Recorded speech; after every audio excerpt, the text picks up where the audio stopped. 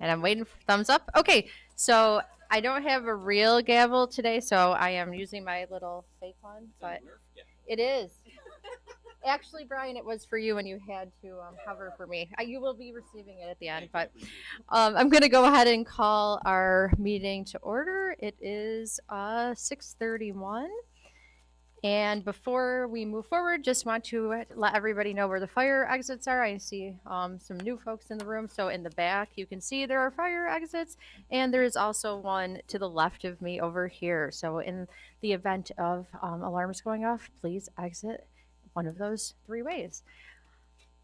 Next up, I need a motion to approve the agenda for the meeting. Make an amendment to the agenda to add an executive session after communication. So it'll be after after Treasury and investment report, and that is to discuss the employment status of an individual in a collective bargaining. The employment status of an individual in a collective bargaining unit. You play a lawyer on TV. I could. All right, so I'll second. All in favor? Aye. And then we have to vote on the. Yep. Okay, so now I need approval to approve the agenda with as amended. Brian? Second. you don't need a separate motion. Oh, okay. Yep. All in favor? Aye. There we go. I know my Robert's rules. Lots of moving parts. So up first this evening, we do have the group from Dollars for Scholars, and they're going to do an award presentation. So thank you for joining us today. We appreciate having you here. Heather McCarthy, you're coming forward with a few. Oh, thank you. Thank you for coming.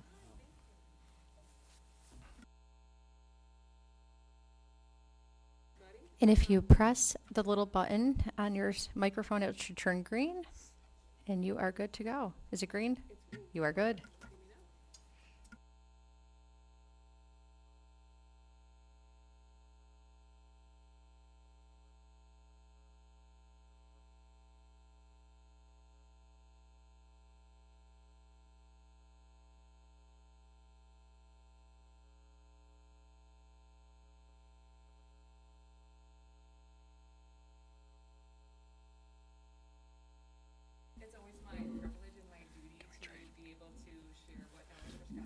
Sorry, can we trade? I don't think that microphone's working.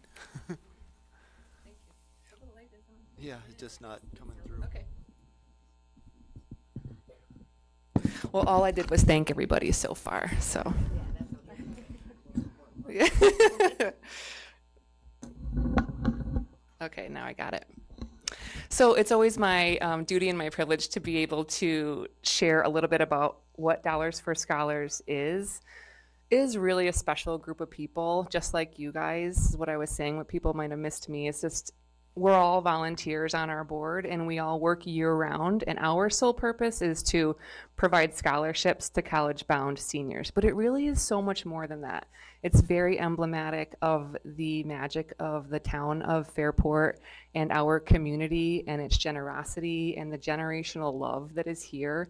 That is what Dollars for Scholars really represents, and it is an absolutely beautiful organization to be a part of, and I am so proud to be the president of it. So it's taken about 35 years to get us where we are today, but I really feel like we're kind of the little engine that could. And at our last board meeting, I received absolutely amazing stats on what we're going to be giving out this year, so I'll announce it now for the first time. This year, we have a record-breaking year, so absolutely amazing. 98 scholarships to 80 recipients, totaling over $90,000 in scholarships. It's so awesome. It's just so awesome. It's unbelievable. I'm very, very proud of our tight-knit group and our Dollars for Scholars family. Thank you so much. We care about each other very, very much. So tonight we're here because once a year we do give ourselves the opportunity to reflect and consider whether there is a person or an organization that has contributed something special, something above and beyond in their time, their talent, or their treasure that enhances and supports the goals of Dollars for Scholars. This is truly reserved for only the community's finest, and it is our highest expression of gratitude. This is called the Donna Yaman Award. It was named after one of our board members who passed away. This year, there was such an organization, and their family is here tonight to accept this award. My friend and fellow officer, Megan Voline, who kindly nominated Emil Subs, will now present the family with the 2024 Donna Yaman Award. Thank you, and congratulations to everybody. A little bit shorter. Megan Volhane, and I was honored to nominate and now present Emil Subs for the 2024 Donna Yaman Honor Award. As an organization, we've been raising funds for our chapter awards at Fairport Canal Day since 1998. Since 2011, Emil has generously donated water for Fairport Parent and Dollars for Scholars to sell over a decade. Note that it's not just the water, it's the time involved to order, receive, and coordinate delivery of the water to the village just in time for Canal Days. It's no small feat. Due to their generous donations for over a decade, we have raised just over $15,000. That's enough for 15 of our chapter awards. That's 15 high school students' lives positively affected by the company's generous donations. Emil's, congratulations and thank you from the bottom of our hearts for your generous support of Fairport students. If you'd like to come down.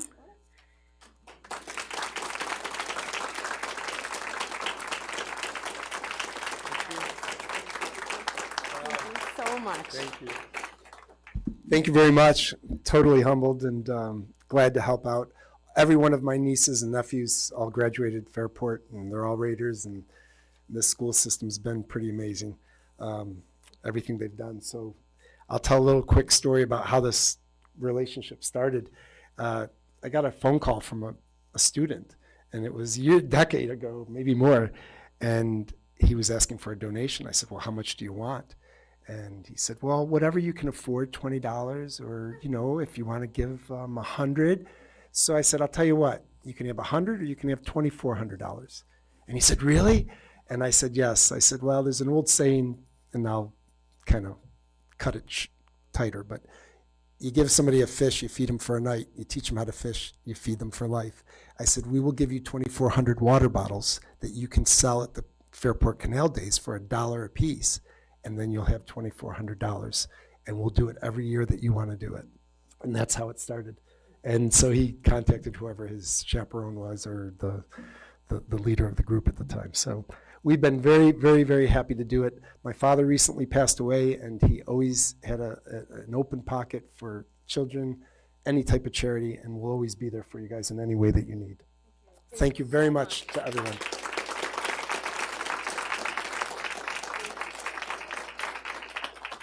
Yeah, let's get a picture. That's great.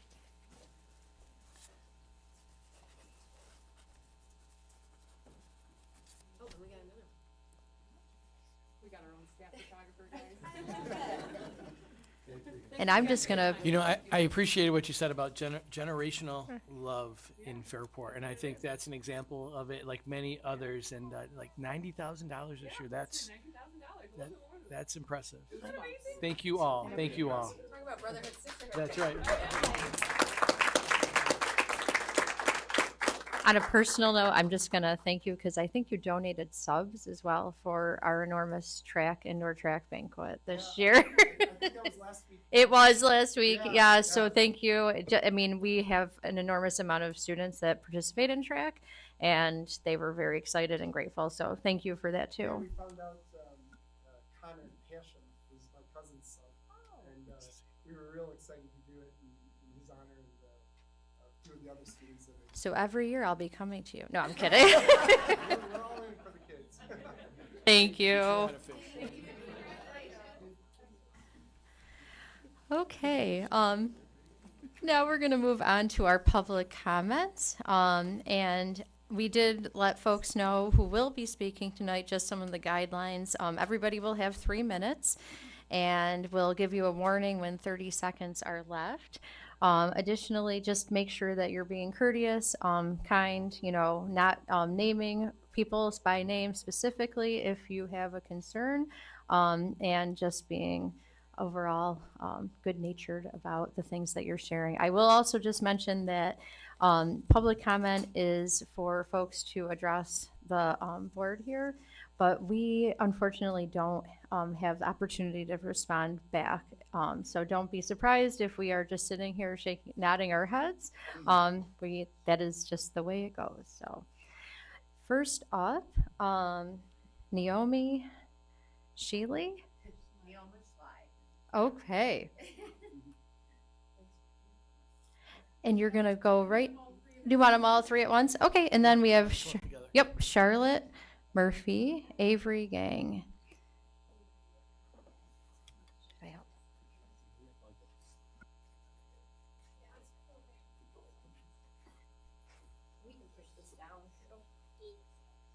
It should work because we moved it. So, is that good for you? Okay. So we'll tell you when to start. And then I'll warn you because I think you're each gonna go one at a time, right? Okay, so we will let you start, and then we'll start the timer over if you finish before the 3 minutes are. Sound good? Okay. You can just begin. School board members, thank you for giving us time tonight to talk about a very important topic. We, the JA Go Green Club, have an excited proposition to reduce the amount of garbage our school produces. We believe composting is the best solution to this problem. A study completed at Northside and Dudley schools on Tuesday, October 24, 2023, by Impact Earth revealed the astonishing number of 57 bags of garbage from the 2 cafeterias. This totaled 827 pounds out of the 27 bags they analyzed. 4 bags, which totaled 77.96 pounds. Inside, they discovered that 39.71 pounds are actually garbage. 37.94 pounds could be composted, and 3.31 pounds of recyclable plastic. The waste in our landfill could be cut in half. Do you want the earth to be polluted? We need to do something about all this trash we make. We need to compost. Some kids throw away out all their lunch, but if we compost, we will help the earth. My friends have seen some kids throw away perfectly good food that others would like. Some people are throwing away whole lunches without eating any of it. We should compost plant-based food scraps that we don't eat and try not to throw it all away. We are not getting a lot of snow in the winter because a lot of methane gas from landfills goes into the atmosphere, creating climate change. Thanks. Are you good? Okay, thanks.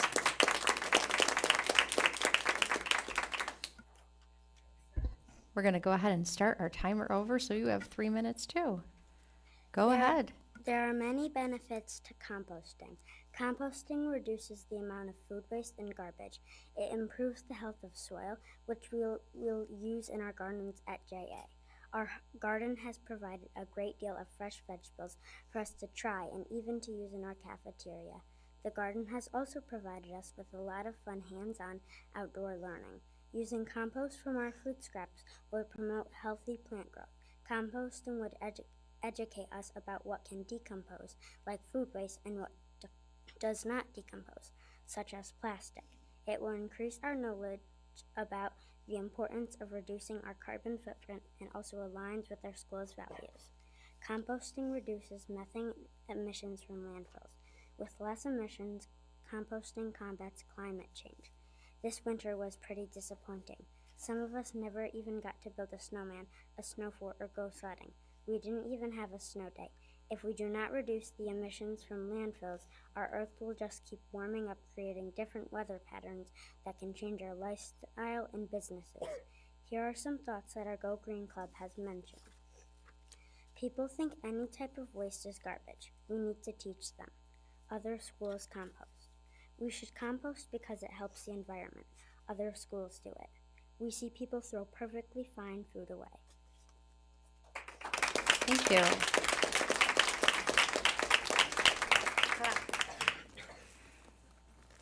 I just wanted to grab a pencil. Wait, that's what I was looking for. If I can write stuff down. Okay, we started the timer over. Are you ready? Yes. Okay, go ahead. By composting, we can promote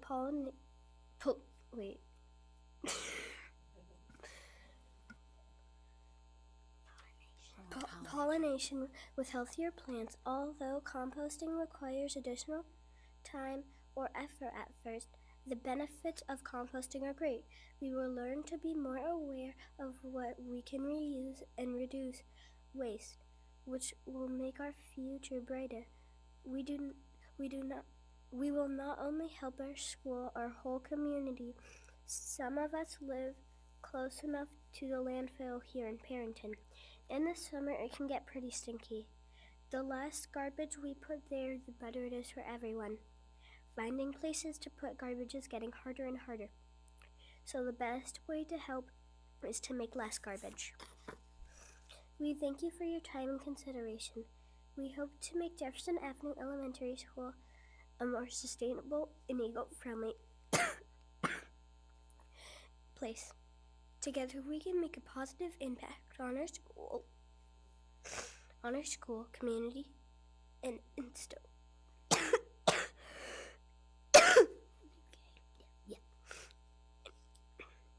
instill values of environmental stewardship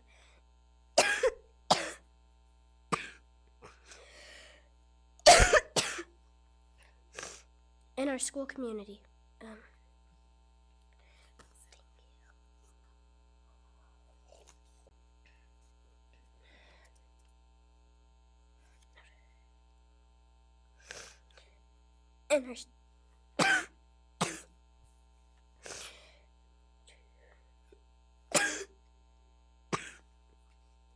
You can take your time, don't worry, okay?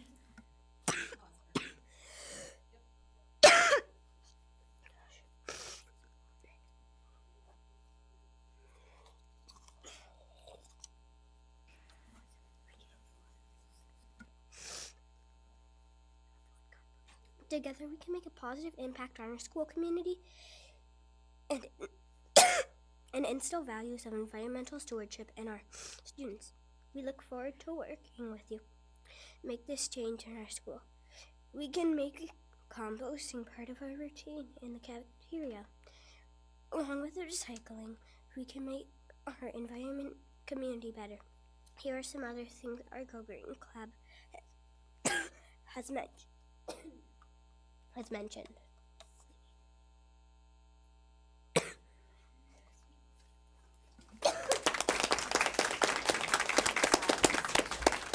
Way to work through that. Great job. I know.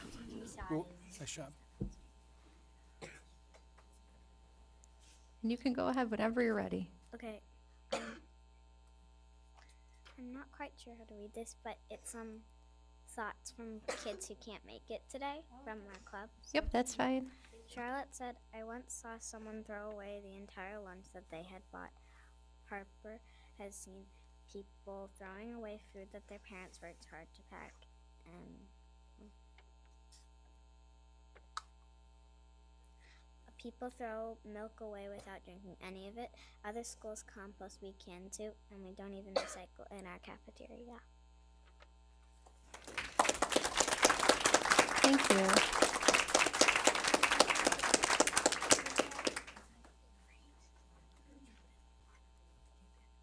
Are you guys good? Did we get everybody? Yeah. Okay, well, thank you. Thank you, you're amazing. Great job. Yes, public speaking can be very daunting, so I appreciate it. I think we have to give a shout out to the signs over here. Wanna Did the walk Green those Club up? also create the Wanna walk signs? those up, parade them through here? Yep. Nice job, guys. Okay, so up next, we are going to have a few members of the robotics team, and I believe you want to be called up together as well, correct? Okay. So we have Vivian Tebow, Maya Allen, Gabe Foster, Abyss Mortimer, and James Christensen. I might add that these are, I believe, the leaders of the Team 578 who are representing us very proudly. So thank you for expressing your leadership tonight. Thank you. And let us know when you're ready, and we'll do the same thing as we did before, where we'll give everybody 3 minutes. If you finish early, we'll just start it over for the next person. So whenever you're ready. All right, I'm ready to start. Okay. Ladies and gentlemen of the board, thank you for the opportunity to speak tonight. My name is Vivian Tebow, and I'm a junior at Fairport High School. I'm also the vice president of our robotics team and the driver of our robot, who we named Fusion. As you know, this past weekend we competed at the Finger Lakes Regional Robotics Tournament held at the Rochester Institute of Technology. We'd like to thank Mr. Provenzano, Mrs. Beloy Pacer, and Mr. Forstgren, and Mrs. Christensen for spending time at the competition, cheering us on, and learning more about our team and robotics in general. It means a tremendous amount to us as students and to our mentors and coaches that you took time out of your busy schedules to be there. At RIT, Fairport Robotics competed against 54 other teams from around the country and the world, with teams coming from as far away as Taiwan and China to participate. We went into this competition with one goal in mind, and that was to have fun. We left with gold medals and the knowledge that we could do amazing things. On April 17th, the first Robotics World Championship will be held in Houston, Texas. Our win this past weekend has earned us a spot in this once-in-a-lifetime opportunity. On the first day of the competition, we will set up our pit. This is where all of our technical gear stays for the competition and where we will meet back after every match in order to fix anything that's been damaged. We also participate in practice matches on the first day to get a feel for the venue and the other teams there. The event begins in earnest early Thursday morning when each of the 600 teams competing will be assigned to one of 8 fields, all named after famous scientists. Each field will host 75 teams who will play 10 qualifying matches each and then be sorted into alliances. By Friday night, one alliance from each field will win and will go on to compete on Saturday in the semifinals and final matches until one alliance is finally crowned the winner. It is estimated that 80,000 people will attend the first Robotics World Championship this year, with teams from the US and more than 10 countries across the world. Your Fairport Robotics team would like to bring Raider Nation to Houston and give it a shot.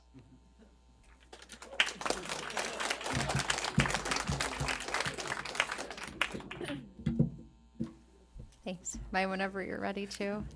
Hello, my name is Maya Allen, and thank you so much for letting us have some of your time tonight. As you may or may not know, we qualified last week to go to the World Championship, and we won a spot. What you may not know is we won a spot 2 years ago as well, but we weren't able to go because it was such a short notice. But now we have over a month in order to fundraise and get prepared for the competition. The whole team has spent over 20 hours for the last almost 3 months a week working on this robot, and even more over February break, to make something that we are proud of. I truly believe that every single one of the 37 kids in our team has led us to success and play necessary roles. Getting to this competition in Houston would quite possibly be one of the most memorable experiences any of us have ever had at Fairport, and not only would be a representation of the hard work that got us, not only be a representation that hard work can get us anywhere, but it would be an incredible learning experience as well. Not being able to take everyone on the team because of a lack of funding would be disappointing to all the kids who helps on the robot and to make something that they're proud of. Everyone on the team shows commitment and is vital to the team and will be valuable members of the trip. The trip is also such an amazing opportunity to learn and better the team. The championship competition was a giant worldwide event with sponsors, employees, and businesses, all of which were looking for kids to network with. This event would give students the opportunities to learn about potential opportunities in the future and make connections. Many teams at the competition will be there just because of their outreach programs, so we would get the opportunity to speak to leaders of these teams about their outreach in their community. By learning how they manage such large programs to impact their community, we could do the same back in Fairport. This would result in us being able to help spread the message of STEM in Fairport even further. Something that we take great pride in our team is all of the community service we do here in Fairport and around the city. Every student has dozens of community service hours throughout the year, from making STEM kits for elementary schools or doing things out in the community. We have worked hard to create an outreach program and enhance it every year, and this experience would help us so much. Although I'm a senior this year, going on this trip would allow me to expand my experience and knowledge and work through the spring and summer to leave a legacy that I'm proud of behind for my team. It is very important to send every member of this team. The more people that go will be the more knowledge we get. Being able to bring younger members, they will be able to use their experience for the next couple years that they're on the team. And after we win the competition, I saw many of the younger students, like the joy in their eyes and how excited they were at the prospect of getting to go to Houston. So I really want so badly for them to go. Thank you so much for listening. Thank you. Whenever you're ready, Gabe. Okay. Okay. Good evening, everyone. My name is Gabe Foster, and I currently serve as Chief of Outreach on Fairport Robotics, and I previously served as our team's treasurer and sparketing sub-team lead. I want to talk a little bit about the outreach side of Fairport Robotics, because if you know anything about us, you'll know that we're about a lot more than just building a robot. We serve our community in a multitude of ways. One of Fairport Robotics' core values is building leaders in the disciplines of STEM. This manifests itself in the countless programs and events that we hold year-round to provide young people with opportunities to explore STEM and see innovation firsthand. We host frequent robot demonstrations throughout Rochester. We mentor 4 First LEGO League teams. We collaborate with other robotics teams to organize large-scale events. We hosted our first ever summer camp last July, and we have spearheaded an initiative to design, build, and distribute 1,000 STEM kits to students each month, our most ambitious project to date. This all amounts to a great, tangible impact that we have in our community. I consider myself lucky to lead the outreach part of our team because of the difference that we make. If we attend the World Championship, we would be eligible to receive the first Engineering Inspiration Award, an award that, quote, celebrates outstanding success and advancing respect and appreciation for engineering. The championship in Houston is a rare opportunity for us to gain the highest acknowledgement of the impact that we have, which is a big deal for us. 578 believes in its mission of inspiring youth to become STEM leaders, and at the championship, we would have the chance to be globally recognized for our efforts. Lastly, I'd like to speak to what going to the championship would personally mean to me. For the past 4 years, the possibility of going to Worlds has been extremely exciting, but it's also been sort of a mystical prospect that I've had to keep my expectations in check for because it's really rare to go to Worlds. That said, when we won the Finger Lakes Regional, it's safe to say that I completely lost my mind. I screamed so loud that I lost my voice and I had a headache the whole day after. It's crazy to think that I've been involved in robotics for 4 years, always dreaming of going to Worlds in the back of my mind, but never knowing if we'd go. And at my very last competition, we finally qualified. It feels surreal, but it's not. This is the result of our hard work and cooperation through a few rigorous months of building and our skills in operating a versatile, quality robot at RIT last weekend. We have earned our qualification for the World Championship, and now it's time for us to represent Fairport and Houston among teams from around the world. For every team member that is able to go, this signifies an opportunity to celebrate their individual contributions to the team and reap the rewards of their hard work. For me, it would be the culmination of my own robotics career and the perfect send-off to my team that has been my family for the last 4 years. Thank you all for your consideration, for the opportunity to speak tonight, and of course, your outstanding continued support.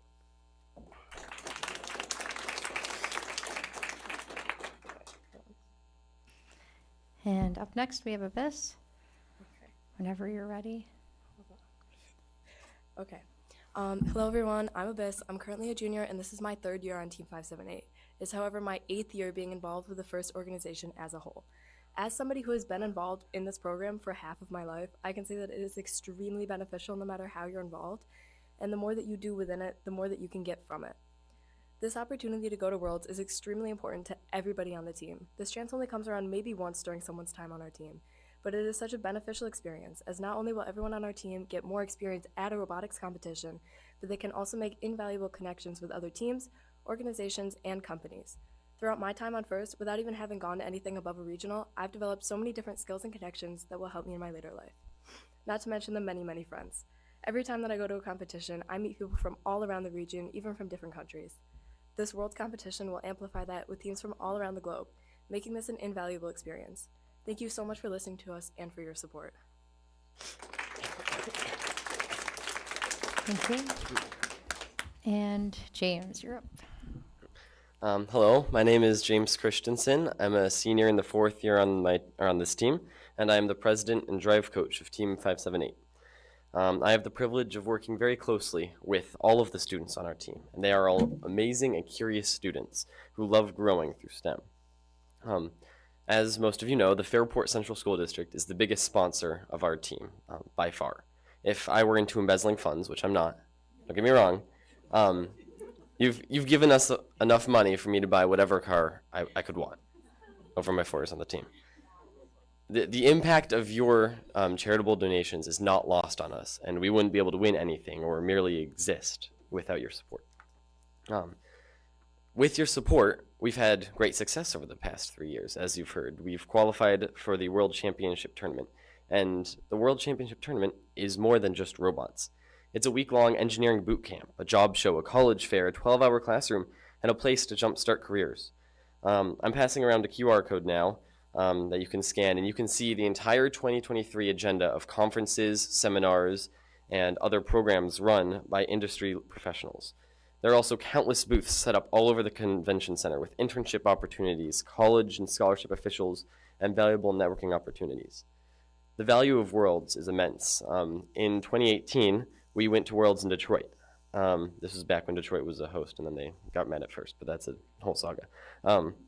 At this conference, 2019 grad Matt Rao attended a seminar about Swerve Drive. That's the wheels system we use. He came back, he wrote a proposal on why we should switch, and convinced the team to do it. And that has been a main reason for our team's success. It was the main reason we won 2 years ago, and it was one of the main reasons we won this year. Matt Rao is now a mechanical engineer who stays in touch with the team and Ms. Krause, and who, in his own words, spent most of his interviews talking about his time that year in first.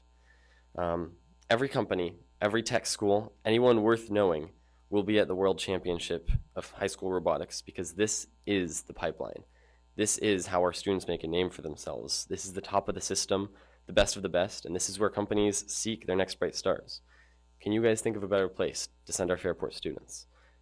This is where our students start networking, start growing their future, and set up the rest of their lives. This is where we become future-ready Raiders. Thank you. Thanks. Thank you. And we do have one more speaker. Amanda, I'm I'm going to break our cardinal rule Oh. because I'm not running for re-election. Do you mind answering some questions quickly? Oh, well, before we do that, though, because I just wanted to, I was going to comment at the end and thank our students, the elementary students that came, for speaking to us.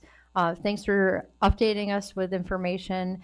I know we did get some feedback from the composting that you talked about in the pounds, so we are aware of that. I'm just going to encourage you to continue what you're doing and also touch base with your coordinators, the coaches, the folks that you're working with at your school, and just reach out to Mr. Provenzano if you have questions as well. So I just know that some of you were leaving, and I didn't want you to leave. And then yes, Peter, I suppose you can ask questions.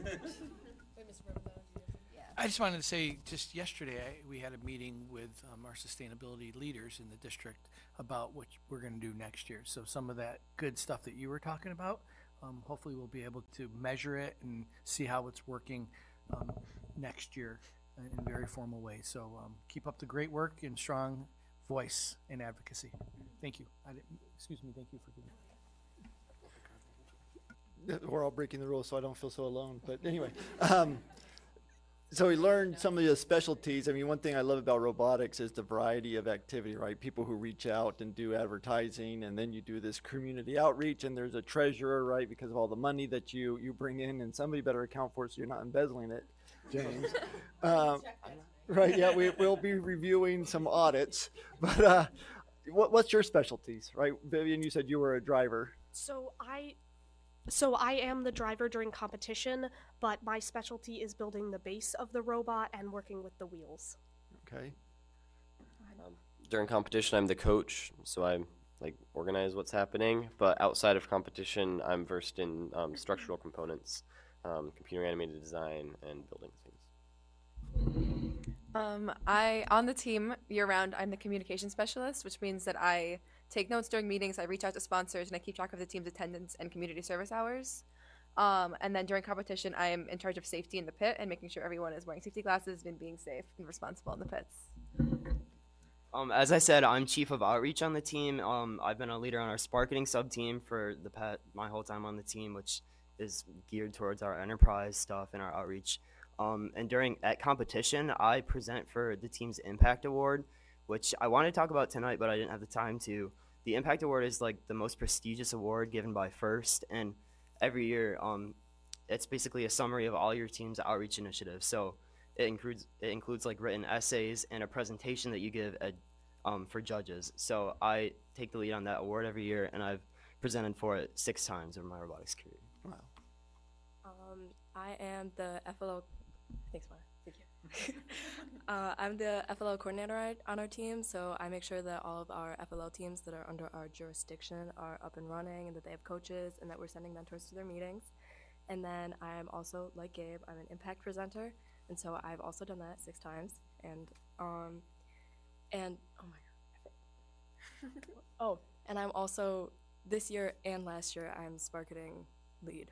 So, yeah. So it's a team of 38. What's the class spread? You have freshmen, anybody younger than freshmen? It's pretty even. If anything, we're a slightly young team, which I think, Yeah, that's true. which is why this competition could be so important. Is because if those kids get to go, they're able to do it for the next three years. I think you're also underplaying the amount of problem solving and teamwork that movie Apollo 13. I felt like I was living it, literally, and I was just like yelling out to you guys. No, I wasn't, but you guys, this how you're problem solving just before that competition was going to start. Your remote wasn't working, right? And just how you were able to resolve that issue, and then all in the middle of that, they shared a battery, I believe, a battery pack. Excuse my ignorance with the terminology, but you shared it with another team from a neighboring district. In the middle of all that, I'm like, let's just focus on ours, and then Ms. Christensen and I came up with a great bumper sticker, which we'll share later. You guys weren't concerned about winning; you were concerned about helping and supporting and working through, and that was just what education is about. And you guys were exemplifying that. So you were underplaying that, and you guys are all rock stars. And I think in addition to what Superintendent Provenzano was saying about your outreach there on the floor and in the competition, the fact that you guys are all upperclassmen here advocating for younger classmen too, and coming back to like a lot of your points were about what you want to see for the kids coming up behind you, I think is really admirable and speaks to your focus in your program of looking out all the way down to like the FLL junior high kids, middle school kids. So. And I think we are also going to highlight this in both the president's report and the superintendent's report, just as a heads up. So, yeah, I know. So, just as a heads up. Thank you. Yeah, thank you. Thank you so much for your time.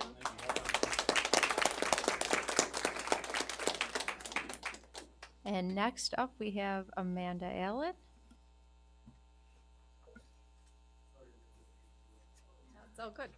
I'm actually reading a statement from Leo Allen, Fairport grad class of 2021.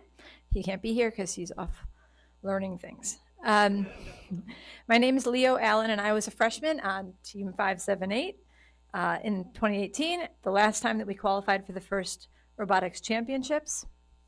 Despite only being a freshman at the time, attending this competition had a tremendous impact on my future on the robotics team and beyond. In fact, I think it was even more valuable for me to go so early on in my involvement on the team, since it inspired my remaining 3 years on the team. It's hard to describe the scale of the first championships. It was the largest event center I've ever been in, filled with thousands of other students, teachers, mentors, and industry professionals who all share a passion for science and engineering. Being around so many like-minded engineers, I felt I had found my people. After my experience at the first championships, I knew what I wanted to do with my future. I am now a 3rd year in college, studying mechanical engineering with a specialty in robotics. In fact, all 4 of my friends who attended this competition as freshmen ended up going to college for engineering or computer science. The World Finals competition inspired an even stronger passion for engineering in all of us and showed us all the places it could take us in the future. The championship competition is a great opportunity to learn more about everything engineering. There are lectures hosted by mentors, industry professionals, and other teams about a variety of topics which can benefit the team. When I went, there were talks about specific types of drivetrains, intake mechanisms, programming algorithms, and more. Having enough members at the competition to go to as many of these lectures as possible would be a great benefit to the team. There's also an entire room dedicated to expositions from a variety of engineering companies. I got to see demonstrations of state-of-the-art technology in robotics, automation, virtual reality, and artificial intelligence. All of these things further solidified my desire to study engineering in my future. I believe that it is very important to send as many students as possible to this competition. By sending the entire team, we have the opportunity to inspire the entire team by showing them what's possible in robotics and engineering. All the students who attend the competition will return next year with an even stronger passion for engineering, which will fuel their following seasons and motivate the same passion in new team members as well. The first championship competition was one of the most significant things I got to be a part of during my time at Fairport, so I hope as many students as possible get to share that experience. And if I could add in my own voice, that I think that those freshmen all went on to become leaders of the team and built a really incredible robot in their upper class years, but unfortunately never had the opportunity to go back to Worlds because 2020. One thing we should learn is you never know what's going to happen next, so take the opportunities that you have. And secondly, I think we all need to start composting now.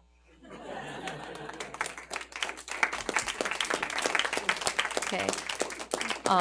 So I just wanted to thank everyone, and I know I said we don't usually talk back, but I did just, again, we are very, I think the board and the entire school, yes, is very proud of everything that you've accomplished this past weekend. And we will be talking a little bit about it when we do our reports as well. Yes, I was lucky to be there. It was a great experience. And I would encourage you to continue speaking with your coaches and your mentors in terms of what you're looking at, right? What you're hoping to do moving forward, and then communicate with Mr. Provenzano and his team so that they know what the situation is. So thank you again. And yes, we are of course thrilled. Can you hold up your trophy there for a second? Very nice. And I was also going to mention that hopefully you'll join us in another board meeting. Yeah, will you bring the robot Yeah. at some point, right? So we just won't do it in April. Thank you. Okay, which leads us to our student advisor report. Thank you, Claire.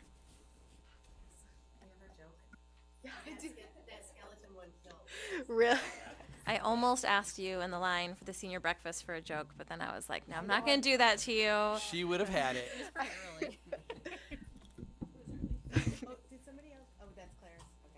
Oh yeah, that is. Sorry. Do you want to start with the joke? We can. Where do you learn to make ice cream?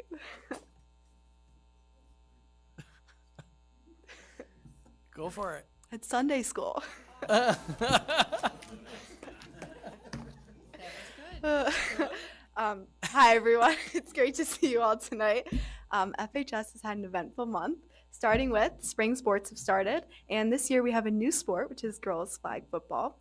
The team is coached by Justin Tucker and Miranda Dunn, and they had an impressive amount of interest at tryouts and have 10 games scheduled for this first season, and they actually have a training at the Buffalo Bills training camp, which is super cool.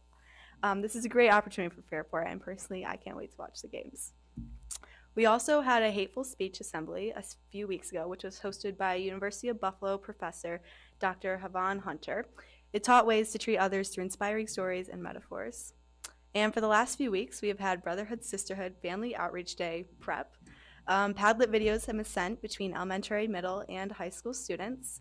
My class actually got to record all of our favorite events from when we were in second grade, because our buddies are in second grade, and it was a fun trip down memory lane. Additionally, a week ago, all FHS students had shortened periods to make time to go see a teaser of this year's musical, Chicago. This little snippet was so well performed and intriguing that each of the 3 nights, which was last week, the show was very close to sold out.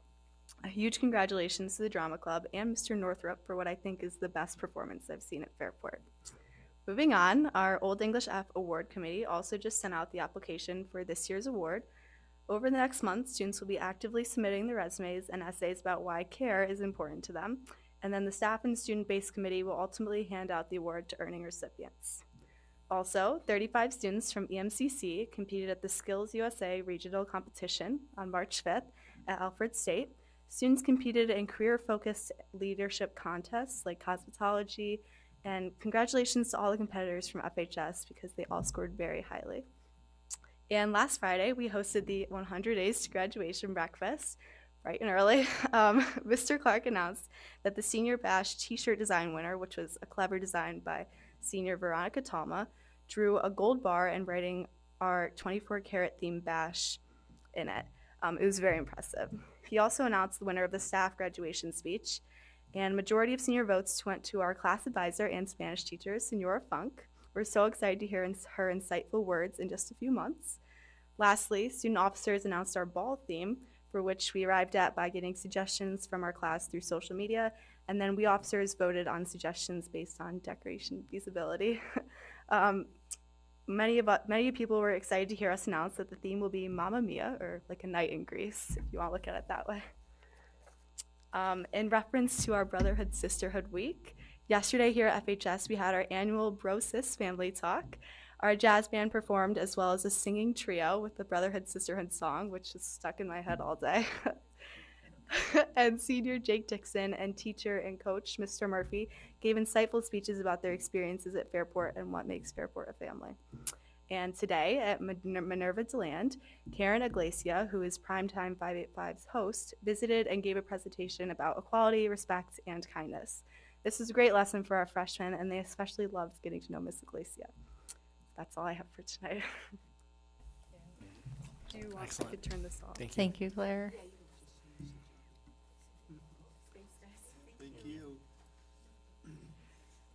Okay, so next up we have the president's report, and Mr. Provenzano is actually pulling up his PowerPoint because we are going to share together at the beginning, yes, because when we compared notes, we were going to be covering very similar things. So instead of having two separate ones, just gonna recognize all the amazing events that have been taking place in the month of March. Clara definitely highlighted many of the things that I was gonna bring up. I did mention when we had our public speakers that we are just thrilled for Team 578, the robotics team, and with their regional championship victory. It was quite an exciting few days. They definitely came from behind, and a few of us on the board did have the opportunity to be there in person, and I know that many of us also watched online. So it was definitely great to see our students in action, as Brett said, working as a team and working with other schools as well. The other exciting things that have been happening across the school district, our sports, our winter sports have come to an end and we are now moving into spring sports, even though it is snowing today. So I know lots of students were outside running in this lovely weather. So excited about our new spring sports. I was going to mention the girls football team, excited about that for sure. So looking forward to seeing one of those games. Additionally, we had a number of students and teams from across the district participate in the regionals for Odyssey of the Mind. The picture up there shows one of our high school teams. They actually competed in two problems and they got first in one and second in the other. Our other high school team also got a first place, and we have, I believe, Lisa, correct me if I'm wrong, 5 that will be moving on to states. So we have a Brooks Hill team. 4 teams doing 5 problems. Yep, 4 teams doing 5 problems. So we have 2 high school teams, a Brooks Hill team, and I believe a Northside team. So we're excited to support them, and they're moving on as well. I'm not going to mention every single musical. There were a lot throughout the month. There is another one next week at, I believe, JP. I think many community members had the opportunity to attend at least one of the musicals, and it was amazing. I think Clara mentioned how outstanding the high school musical was, and it truly was. So kudos to all the students that participated, both on the stage singing, our jazz band. I say jazz because it was Chicago, but they were definitely highlighted right on the stage this year, which I personally loved, and all the behind the scenes and the stage crew as well. I know many hours went into prepping and performing this past weekend. So lots of exciting things. We also have had some STEAM fairs this past month at our elementary schools, and I think there is another one coming up towards the end of the month. So I'm going to stop highlighting, but all in all, definitely an exciting month, a long month. We're in Brotherhood Sisterhood Week as well, and I'm just excited to see how happy our students are and the collaboration and connections that they're making across their grade levels. I call it March Madness, and it's Fairport style, and I just am thrilled to be a part of it. I'm not going to recap all the great things that Claire talked about that our Team 578 came in and discussed, and our wonderful advocates from Jefferson Avenue and what President Bells Pacer just expressed. It does take a budget to move all this incredible work. It is part of our story, and I'm looking forward to presenting a draft budget and revenue to the board tonight with Mr. Stevens, and you could see the timeline, and the timeline has grown, and we've added pieces to it. Definitely worthy of recognizing that, again, it's not a one-time event. The budget is a process, and it starts in July, and we move through November, and I'm proud of the fact that we have clear goals, and we're trying to create a budget and talk about a program and build our Fairport story through our budget. And I'm proud to be presenting a budget that represents who we are, not only as a district, but that's at the core of what the board believes and the community supports. So here's the timeline. We're moving through it. Tonight's March 19th. There's two presentations, March 27th and April 10th. We invite community stakeholders. We've sent out several invitations to some of our neighbors and merchants and networks, including individual community members, to be a part of our Under the Hood budget ambassador session. And there's two parts to that. The first one's going to focus on expenditures, and the second one's going to be talking about revenues, really looking at the details. Those are the two dates. And if there's interest in that, we'll continue to get that out so people will know how to sign up. And I'll look forward to talking more about the budget and start times as we move forward. Yep. So stick around for more to come. Up next, we do have, if there's any board members that have committee reports, feel free to speak up. Really, just a quick update. Tech Task Force or Tech Committee, I don't know what we're calling it these days, but we met a week ago on Tuesday, and just some great updates from Tom and his staff on some of the security measures and security updates and new technological and new phone lines. A bunch of stuff I bet the robotics kids would love, super geeky, nerdy tech stuff that is necessary to keep all of our infrastructure running. And also got an update for the committee from Travis Wood on some of the stuff that's happening in the tech space, the maker space, and the capital project. Very similar to what we've heard as board members, but getting it out there to the wider community. So appreciate Tom and his staff and all the work that he does to keep the internet running and keep all the tech stuff that we need to have a school district in 2024 running. Thanks, Brian. Anyone else have updates? School improvement team met last week, and as I've mentioned before, we're diving into, the light, easy topic of grading. Super, and just like we spent the meeting in subgroups because there's so many components to this. So we're looking at what's the role of a formative and a summative assessment? What's the role of homework in this? What does a good summative assessment look like? Our elementary teachers and administrators were often running. They're working on updating the elementary school report card. So it really aligns and gives parents kind of that more nuanced view of their kids' education. So that's still coming forward, but just very appreciative of the hard work of that committee because, it's a deep dive and a lot of work. Can you remind me, not with names, but with like titles, who makes up that committee? Like who's represented in that committee? Dr. T, if you could It's so big. Not to put you on the spot, like, Oh, I mean, Superintendent I would assume Provenzano, there's, did you want me to answer teachers, that? board Okay, members, great, yeah. thank you. Yeah, so it's a representative administrator from each building. It is lead teachers, and some of them rotate, so they'll go back and forth, but they share the information between each other. It is all of the directors and board members. So we have a nice cross-section. It's about 65 people at every meeting, and we try to send out minutes for those that can't be there. Thanks, just for that big topic. I was just It's a curious. big, Thank you. and it's a big group, and it's awesome. Lots of representation, which I think is wonderful. Anybody else? I can go. The wellness committee meeting met last week. We actually had a full house, which was kind of fun to have all different kinds of people come for this one.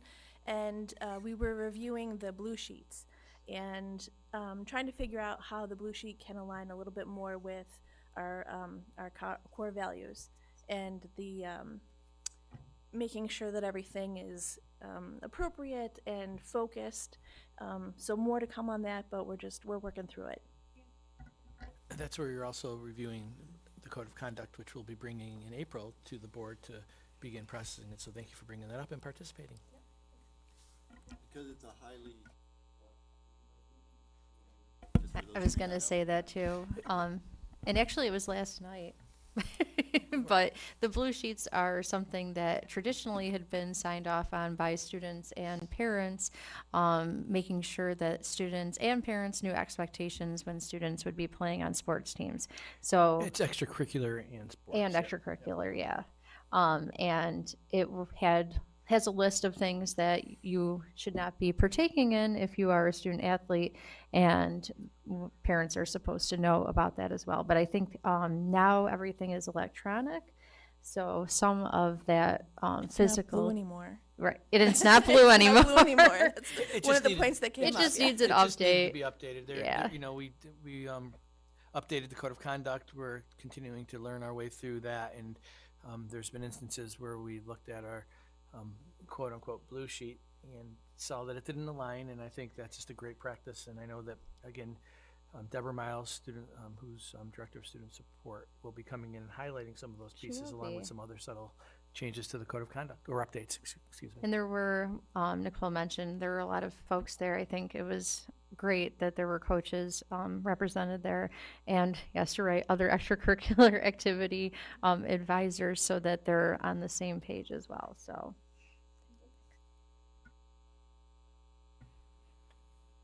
Okay, now we have our treasurer and investment update. Thank you and good evening. Tonight we have the update through the month of January of 2024. In the general fund, we had a beginning cash balance of $102.2 million, receipts of the month of $7.8 million, disbursements of $11.7 million, for an ending cash balance of $98.3 million. About of the 98.3, just shy of 98.3 is invested in a mix of the insured cash sweep, treasury bills, and money market accounts. Revenues compared to expense can right on line with prior year, with about $106.8 million in revenue, consists mostly of state aid and property tax. Expenses of about $70.5 million. As you can see, our expenses continue throughout this point in the year, exceed for the most part revenues coming in during the month, because the bulk of it is in property tax that comes in the fall for the district. So that's a quick update on the month of January of 2024. Thank you, Mr. Stevens. Now. Oh, no. Peter's just got. Oh. Peter's breaking all the rules. Go ahead. Okay, are you good? Okay. Yes.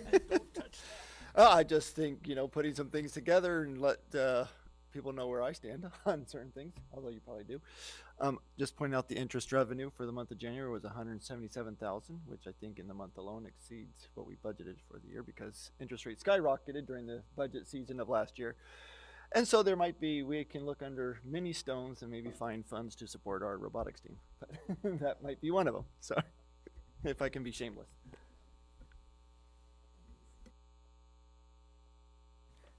Are you good? Are you sure? Okay.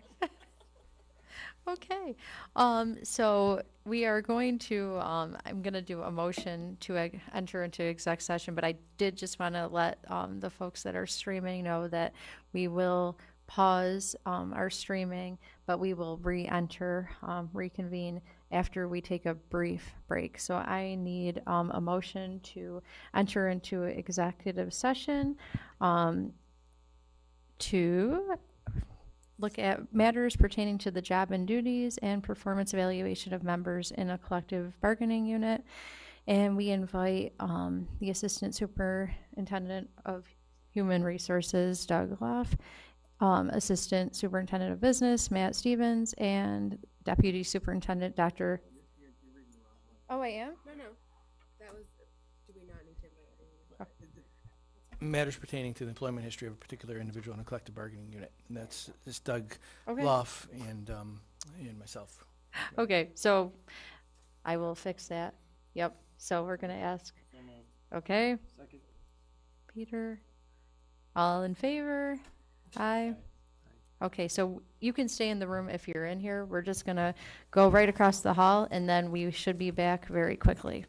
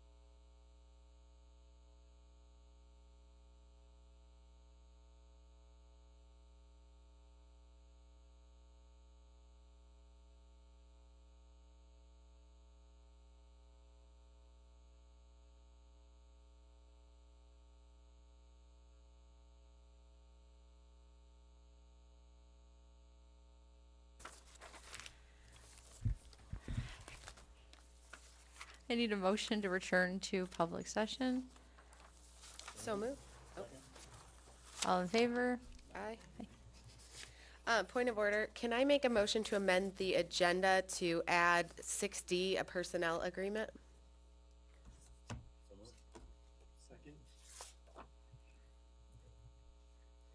All in favor? Aye.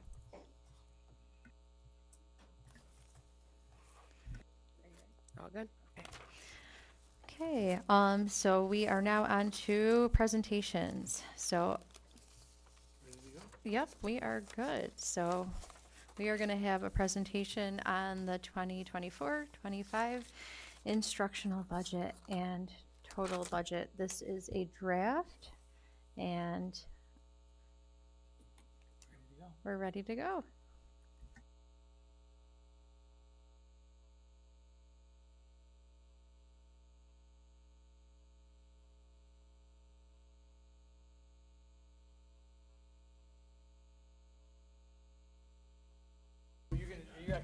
You're gonna, she did try to make that happen. Was that good? I'll move back so we're not. Oh, you okay? That's good. Break it. I am pleased and happy to share the overview of the instructional budget. This is our first draft, and we're going to be talking a little bit about the revenue. Dr. T, I guess we'll continue to click. See? We're talking about our budget goals and the instructional budget, the total budget, the revenue projections, the federal stimulus pieces, long-range planning, which is directly related to our reserves, and some voter propositions that we're going to be asking our community to take a look at or to consider as we move to or through the budget process into May. I would have to say, firstly, thank you to Mr. Stevens and your team, the administrators that also had their hands in this, community members, school members, staff who provided great input, and of course, our Board of Education who started off by, Dr. T, do you want me to do that? Yeah. By establishing goals. You're like, yeah, this is a great view here. I love it. We are very focused on creating a budget that supports our school improvement initiatives, and you'll be hearing information that speaks directly to school improvement, and I think that was a priority for the board. UPK is part of this budget, making sure that we have the right resources to support student learning and staff capacity, developing staff capacities, and of course making sure that we have all these incredible opportunities that students have in our Fairport schools, that you hear our students come like this evening to talk about all the wonderful things occurring, and this idea of fiscal sustainability. I'm proud of the fact that our board puts out there right at the forefront that we want to make sure that we're responsible and responsive, not only to our students, but also to the greater community, and making sure that we're investing in modern, safe, environmentally sustainable facilities. All those pieces are part of the budget that we're going to be presenting tonight and that we've been talking about through the budget process. So there aren't any many new surprises, but it's sort of all starting to come together as we move through the budget process. Right here, you'll see that since 2021 through 2024-25, we're anticipating approximately about a 6% decrease in our enrollment. And I mean, that's consistent with our projections, and you see it played out, and we are leveling off. We don't see us continuing to dip, but you'll see what's happening K1, 2, 3. The graduating classes today are around anywhere from 420 to 440, but you see in those lower grade levels, you're seeing, that's where you're seeing the impact of our enrollment decline. And you'll see that our class sizes, can you go back? Sorry, yeah. I just want to stick to that for a second. That impacts our budget and our programming, that impacts sections as we move through the budget process. And you'll see that the class size priorities are still alive and well. The board has not compromised those. We feel really comfortable that the class sizes that we have throughout our district are conducive to creating connections, making sure that there's maximum teacher-student ratios, so they're meaningful connections, and those have been consistent throughout my tenure here in Fairport. And next year we will continue to have class sizes that are aligned with best practices and what we're accustomed to here, mostly in our Fairport schools. If you go back, please, you'll see that that there are section reductions, total sections by building, looking at a total reduction of full-time equivalents of 7 staff, right? And that's simply because of that previous slide. We have declining enrollment. All right, and we have a number of people that are retiring, so we're going to be absorbing some positions. We won't be hiring positions back. In the years past, that's what we would do. We would hire back because there were numbers and enrollment to maintain that. And I think it's important that we recognize, I believe there was one year, it was my second year, there was an incredible amount of layoffs, right? And that was because we never did this concept or employed this concept of staffing analysis to the extent that we had to do that year. There were over 30 staff members who we had to let go, right? And we don't want to get to a point where we're not, where we're just adding staff and rolling it over each year. So that's why you do see these reductions, but it's directly related to the decline in enrollment. Secondary, again, class sizes are anywhere between 23 and 26 and 7-8 and 24 and 27. At those grade levels, there are anomalies where there's capstone courses or there's technology classes, there's labs, where they're going to be smaller class sizes that just it's relative to the programming, but in essence, we are maintaining those standards as we move through. So one of the most important parts of the instructional budget. Can I ask you one quick question? Yeah, go for it. I mean, I think I do know the answer to this, but I just want to put a finer point on it. When you're looking at the section changes because of the declining enrollment, those are changes in the number of classrooms. Is that associated with any layoffs of any staff? No, we are not laying off any staff. Yeah, it's just really clear. Totally, yes. I use the word natural attrition, and that's a better way to, clearer way to say it. So thank you for asking that. What is the instructional budget? And I think that we have a story to tell relative to the instructional budget. It is a 9-minute video, but I think it tells our story. It's not all the instructional budget, but it does tell our story. So thank you. Thanks, Dr. T.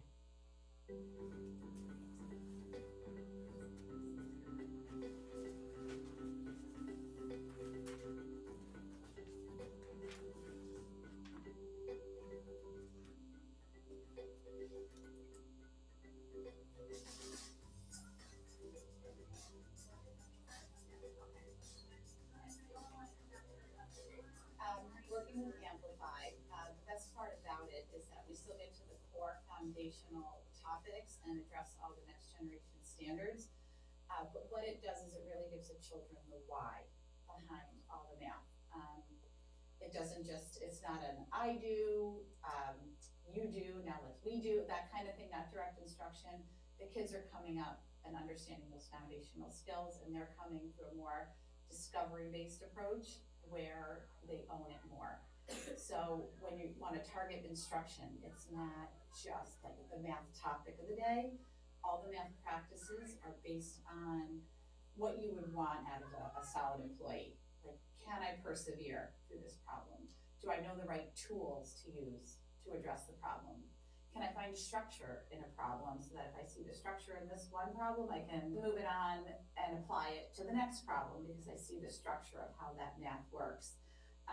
And then it's a lot on being able to speak about your mathematics too. And if the kids can talk about the math, then they're gonna own it. We're really focusing on like a low floor, high ceiling. All our kids can come in and enter and find their level of success. In my classroom personally, we just use not easy to hard, but we use, it's like for salsa, it's mild, medium, or spicy. Everybody should be able to kind of handle that mild, and we'll help you through that, and then the kids can progress and work at their level. So it's differentiated, but like on the sly, so nobody feels like I'm in the low group, I'm in the high group. Everybody's successfully doing the math at their level. Okay, so then you put it in to check.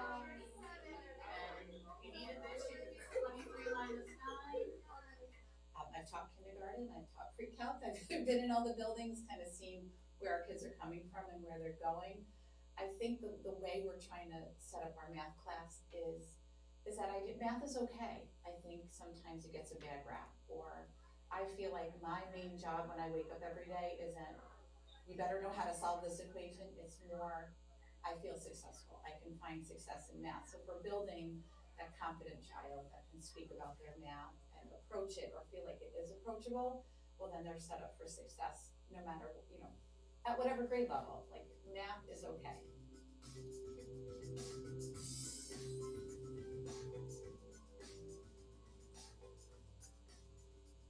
So the biology storylines are a new thing that we've done across the board from 9-12. They're going to bring it down to the 8th grade, I think, next year, but we're trying this out this year. We decided, like some other districts, like Petfield and Webster, to just dive right in and just do all that. It's really more student-led. We're trying to create more thinking classrooms, a lot more discourse involved with this. They're always in groups. If you notice, we try to switch groups up for each storyline. This is our 4th storyline, so we want to make sure there's discussion, kids are helping kids, and we're more like a facilitator. And this should be a natural process. How come that cell is dying? It's a new storyline curriculum where students are constantly doing and actively learning, participating in activities, participating in discussions. So there's not going to be a day where they can slack off and just write down the fill-in-the-blank notes that we give them.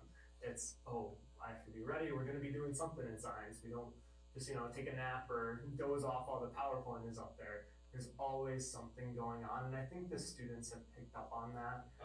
Yeah, they both divide. They both make new sounds, right? Yeah. Research has said for a long time that, the sit and get isn't the best way to learn. And, we've known that, and so we've tried to, in the past, do what we could.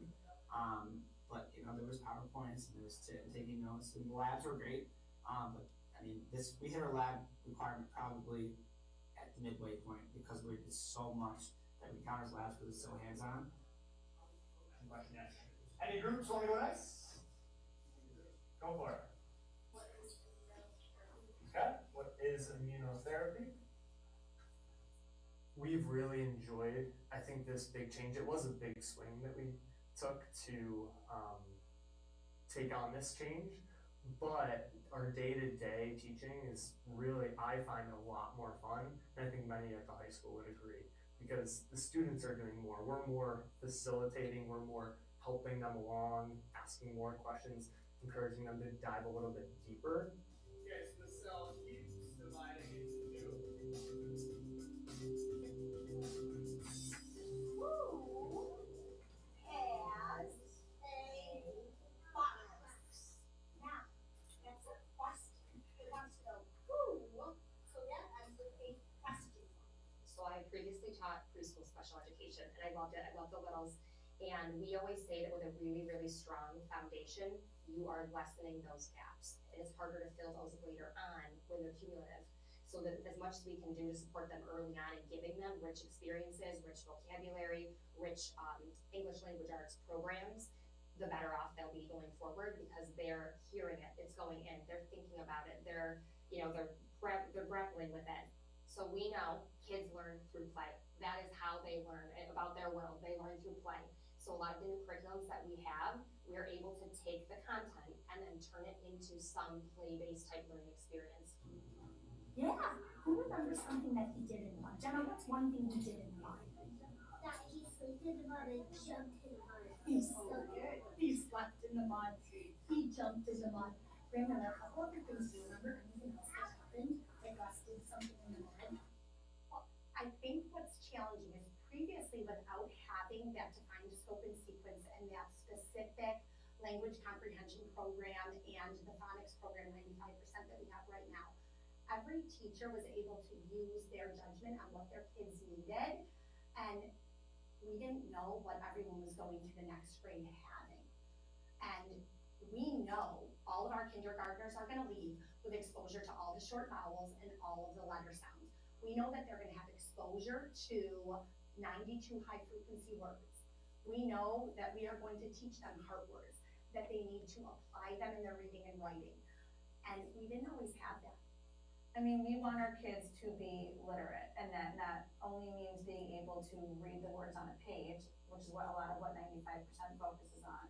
But then to be able to understand what they are reading and relate it to things they learned about in their world. Our job as teachers is to provide students with that process and how to develop that comprehension. So even just this week, we walked past a kindergarten classroom, and their job through Wit and Wisdom was to find text-based evidence. So here are kindergartners poring over a text, trying to find text-based evidence. We're at the point in our learning in second grade where students are doing that independently and then producing a paragraph to support a point. Wait, where did this information come from? We are producing future learners. We want kids to be productive members of society, right? So we are teaching them how to learn best. We are teaching them how to think, how to create, how to experiment. We're teaching them that lifelong learning skill. And this is a program that really doesn't give them the answers. They have to create, they have to think, they have to synthesize and take information that they're hearing from multiple sources to then produce something, a writing piece or a project or something that keeps them to showcase their learning. Going all in and trying to put your own spin on things to make sure you are meeting your students' needs, we have seen so much benefit across 2 years with these students. They are just growing so immensely, and so are we. It's pushing us out of our comfort zone, and I think sometimes as teachers we get a little bit set in our ways, but we are, if we are trying to push ourselves, we will be pushing our students. So we want to make sure that that's our first priority.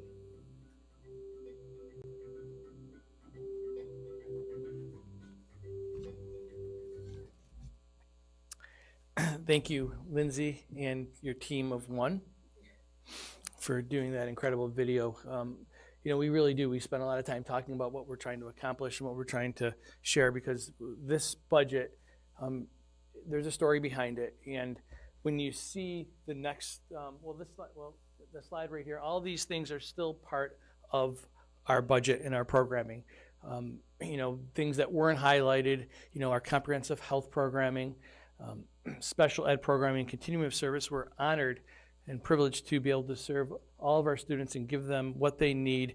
And we have a range of continuum services that are really important to not only our programming, but to the students and the families who they serve.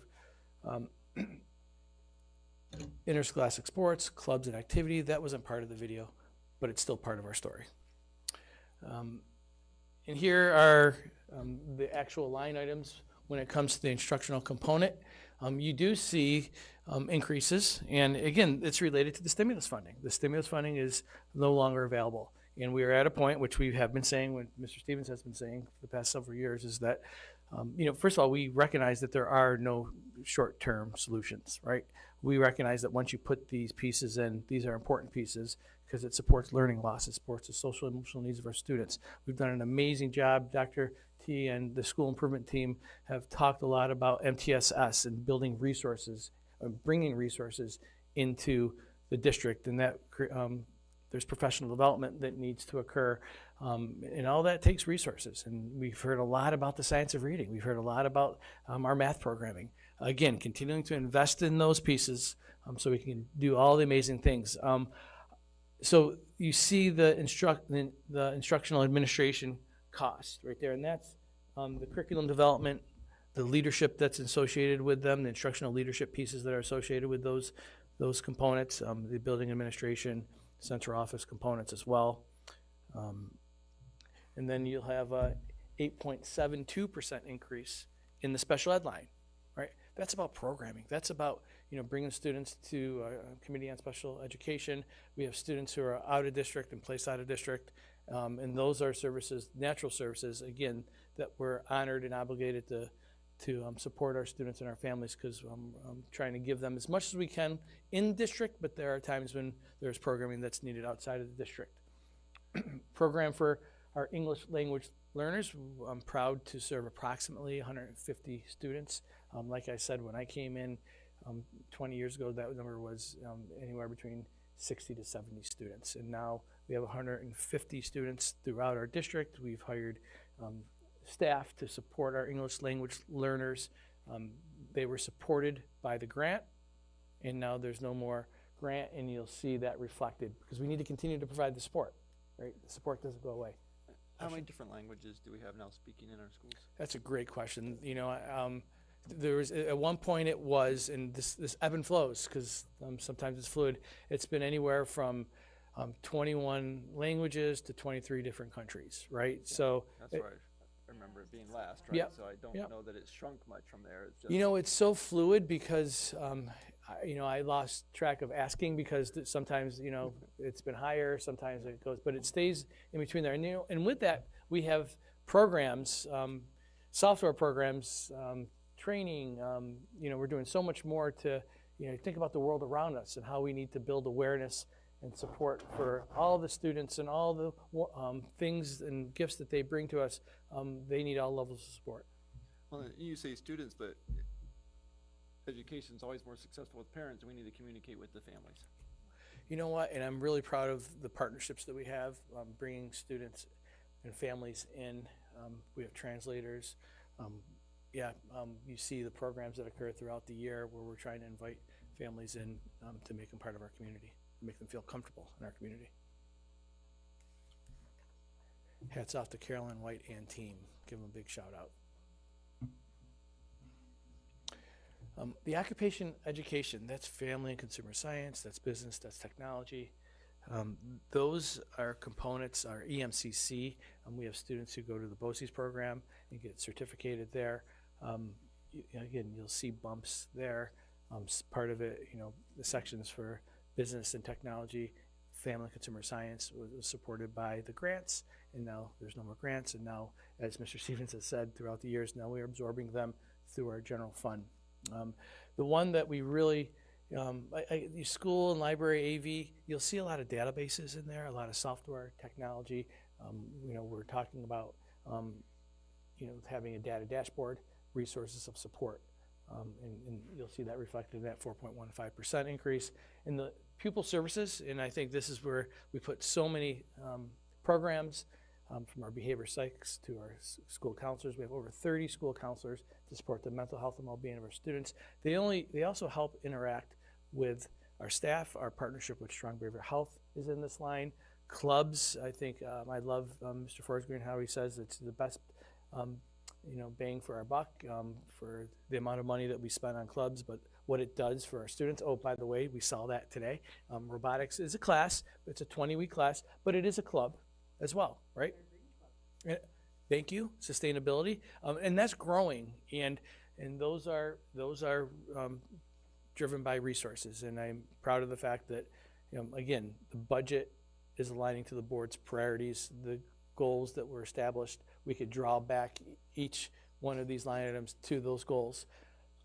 And does our UPK, expanding UPK efforts flow through any of these lines? Or yeah, that would be your, we were going to put that in our general instruction piece. And you'll see the general instruction piece is 3.3%. Well, that's because of the attrition that we're realizing, or as Ms. Christensen said, you know, we're not laying anybody off, but we're not hiring where we need to. So that's why it's only 3.3%, but we're adding pieces in there, as Mr. Stevens has outlined for me here. In the 2100 is the, there's textbooks, there's licensing agreements for wit and wisdom, UPK allocations, and robotics is in there as well, robotics programming and increases for that group. So, so in the enrollment numbers, you know, you just anybody can go back and look. There's not UPK line, right? But no. Those are students we're striving to serve and expanding our programming. Yeah, and again, that's because that's always been a board goal for the past several years, and there are grants associated with that, but the grants do fall a little short, and we try to maximize opportunities for our students. So there is a I think 70. So that's approximately 150 to 170,000. I'm sorry. It's approximately 150 to 170,000 to support the local share of the UPK programming. So as our program continues to grow, the per pupil allotment is $5,400 per pupil for 18 pupils to support the program. So it's about $97,000. any cost above that to provide the program services is budgeted here in the general fund under the 2100. And this is a point where the board really did a nice job when we go to Albany or our local area lawmakers. They want to hear this. Like, we need to continue to make this a priority. It's not just a Fairport, it's a community, it's a national priority. It speaks to earlier intervention and all the great things. We get our students in sooner, interact with them, get them connected to our schools, and that's a win. So, but yes, we do have to absorb it through the general fund at this point. Lisa. No, Jan first. Sorry, Jan. I thought we were asking the same question. Do we have a sense of how many UPK classrooms We're gonna have 6 next year. You're having 6. Yep. And again, we're trying to be methodical. Yes. It's interesting that, you know, we do have decline enrollment and we do have spaces coming free, but there's also spaces that we need in our buildings to support some of the needs that are occurring with our students who need, you know, high century classrooms. And so classrooms will be used, they won't be sitting empty, but we're also going to be doing community-based and continuing to build upon that. And as we move along, hopefully we can continue to grow it here in Fairport. So 6, and I think how many years ago?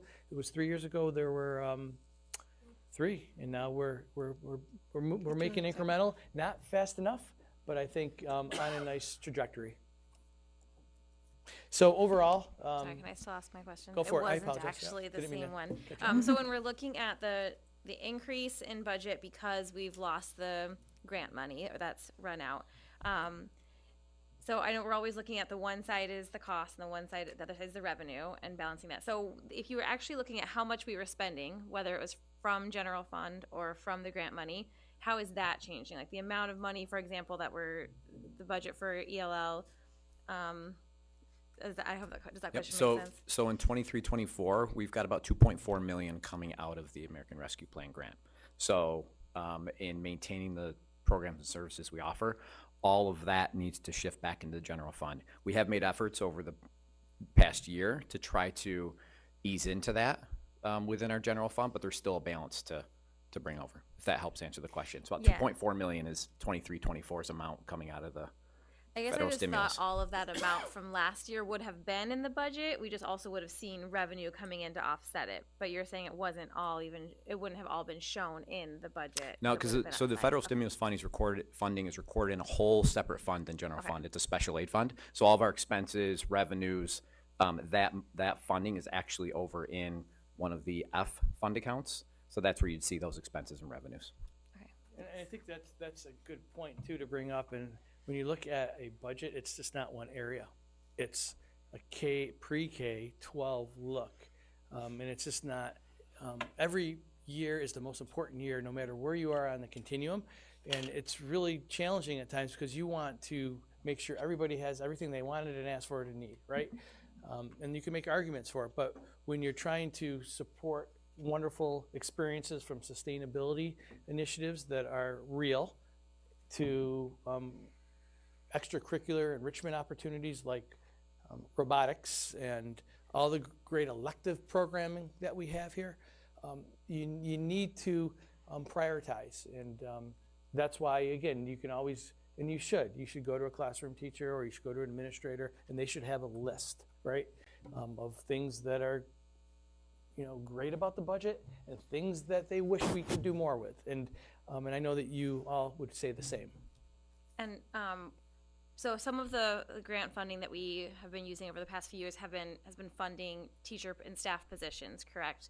So just wanted to express appreciation that we're planning so well that we won't have to now let people go. I know my sister's school district that she's on the school board for, they're having to let specialists go now that the grant funding is running out. It's so safety, security. I think we've become accustomed to making sure that, as we should, make safety a priority. It's the MTSS pieces. It is people, like you mentioned, like behavior psychologists and social workers. And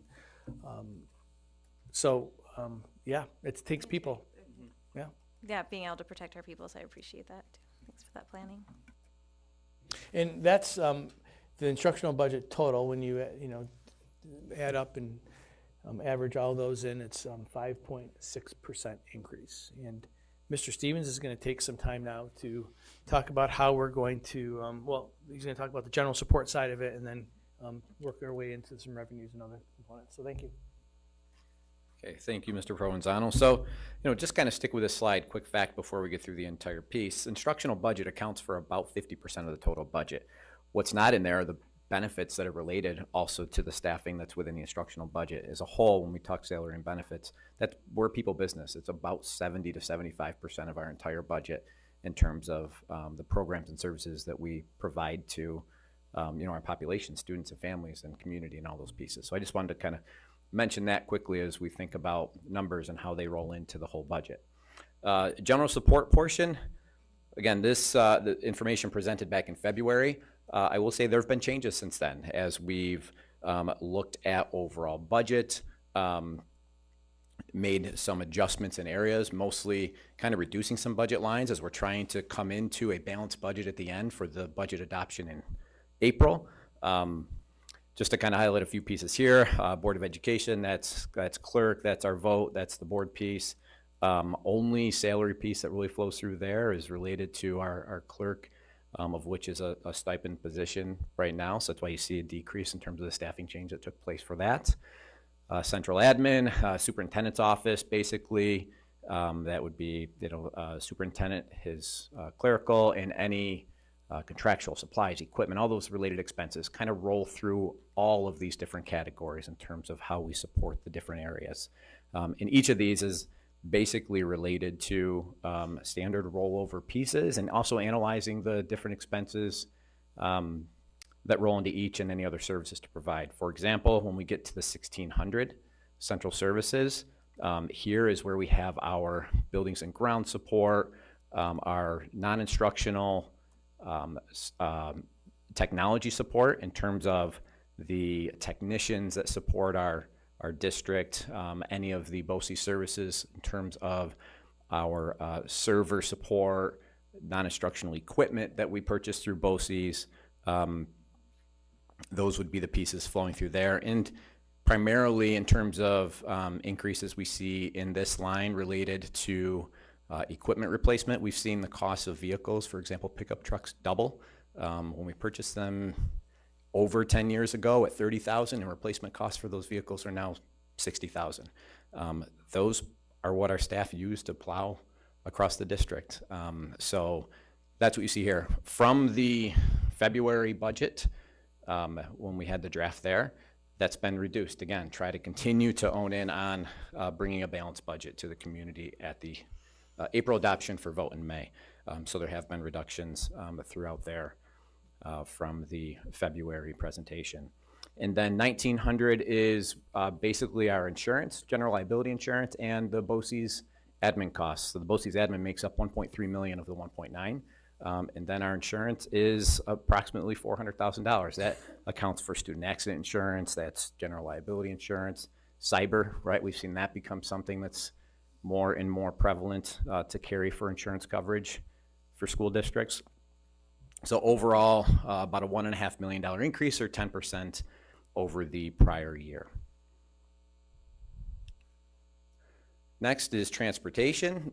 Here you see a slight decrease. Not slight decrease, you see a decrease of over $200,000, and that's related to our contract transportation. We've been successful in hiring staff, so we've been able to draw that back, actually drop the budget, I believe, $500,000 from where we were current year, because we've been able to bring back runs into the district. Still just balancing between hiring staff and contracting out. We've so maintaining lines that could be interchangeable between those two categories when it comes to expenses. And here also within the transportation budget is the purchase of buses. So overall, 2.4 million in bus purchases. We look at a 10-year replacement plan. Here there are 9 buses, 971 passenger buses, plus in addition to that, there is a electronic vehicle bus that is in the budget. That's about $525,000, offset on the revenue side by an anticipated grant of $400,000. So it's on both the expense side and the revenue side of the budget. And Matt, I know we've said this before, but it always bears repeating. I think that if that grant for whatever reason, but if that grant, whatever reason, doesn't come through, then we are not purchasing the EV bus. Correct, because we're missing $400,000 Yeah. to support the purchase. Yes. Yeah. Thank you for that. Yes. Here's a quick outline of how that rolls through. And again, in addition to the general fund budget piece and the $400,000 grant for the EV bus, we would be looking to propose utilizing the bus purchase reserve fund to support a portion of the bus purchase. So you see $620,000 roughly to support the purchase of buses. That brings down and helps manage the tax cap impact. So that would reduce the tax levy overall in terms of providing for support there. So that would be a proposition. We'll go over the propositions at the end. You can see the two different propositions that we have. Essentially, that covers 3 buses. So to align with the actual cost of 3 buses for the purchase of through the reserve. Then this line is just a function code that we required to show the money transactions that would go through related to facility use of the pool, evening use with lifeguard pay, et cetera, and then offset by any facility use fees collected on the revenue side. Employee benefits, kind of large portion of the budget overall, and this accounts for benefits of all staff. So it's not just instructional staff or just non-instructional staff. It all rolls in together. So we employ approximately 1,200 permanent employees as a district. It's pretty close to split at 50%, 600 instructional folks and 600 non-instructional employees.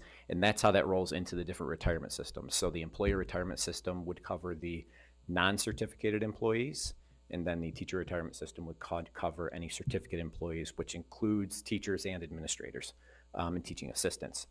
So here you see that the increase in the average contribution rate for employee retirement system going from 13.1 to 15.2%, greater than a 2% increase, which we haven't seen in several years. I mention that only because anything in the pension employer contribution percent increase greater than 2% then falls into the exclusion category under the tax cap calculation. So you'll see that when we look at the tax levy limit in terms of the amount that relates to under the employer retirement system. Set by the state. So go through actuarial studies, looking at returns, et cetera, and those rates are set by the state in terms of what the school districts will have to pay in on behalf of all the wages that we pay out as a school district. So you see an increase there of 18.86%, again, related to current staffing rolling forward to the following year. Teacher retirement system, the increase going from 9.76% to 10.02%, resulting in an increased budget to budget of 3.3%. FICA Med, that's our Social Security, that's 7.65% of salaries. So again, just utilizing all the salaries within our budget to project budget for that cost in 2024-25. And then just to highlight another big piece would be the health and dental insurance, projecting a 10% increase in premium change come January 1st of 2025. The plan runs January through December. So we have some good numbers we keep evaluating and looking at in terms of what our costs are for the second 6 months of the 2023-24 year, so January through June. That should carry forward fairly close, plus or minus any new employees or new hires or retirements, any of those pieces. Change in plans that folks may change from a single to a family or vice versa. That should carry through December, and then projecting the second half of the year for January through June. A piece here in terms of why the rate increase is only, the budget increase is only at 2.43%. Well, we did have a change in Medicare Advantage over 65 plan that took place January 1st, and that has helped budget as we look at current costs and project them out to the following year. So always kind of evaluating what our costs are now to help build budget for the following school year.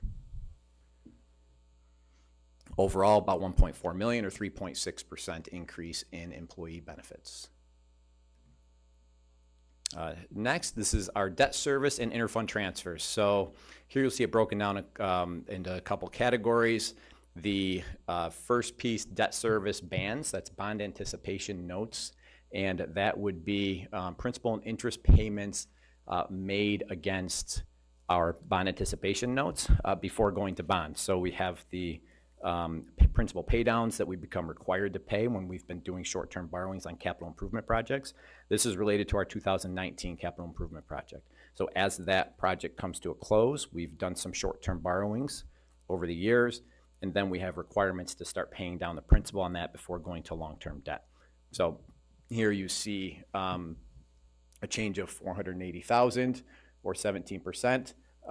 Quick note down below in the notes, you'll see overall our debt service between the bond anticipation notes and the transfer to debt service fund is going up about 1.7 million between the two. That is supported on the revenue side by $1.7 million. So although there's a budget increase on the expense side, there also is a revenue increase that corresponds with that on the revenue side. Transfer to special aid fund, here is where you see the reduction. In 23-24, we budgeted here thinking that we would be transferring to special aid fund to support the UPK programming, looking at count coding, determine more appropriate to have that in the A2100 codes. So that's why the decrease is here in the special aid fund. And then the, again, transfer to debt service fund up 1.2 million combined with the 480,000. That's our $1.7 million increase in debt service. And then the transfer to the capital fund, that's the $100,000 capital outlay project that schools are allowed to pursue annually.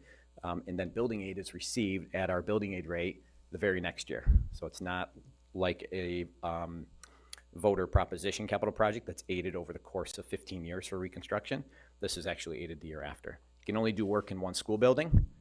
That's the way the legislation works.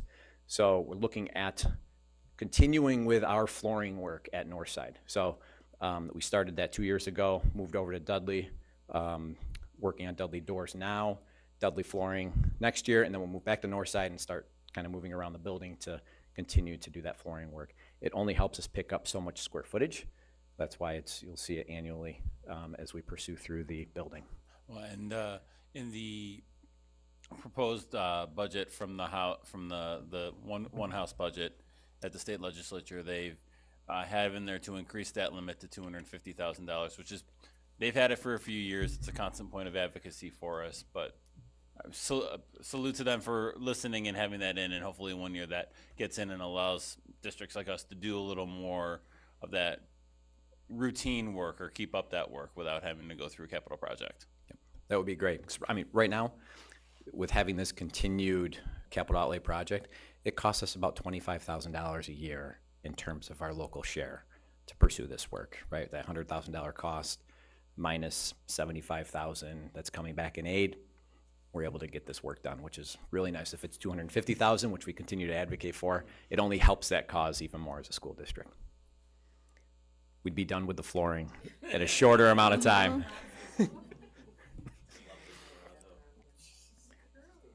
So overall, $1 million increase in the transfers to the different funds that you see up there.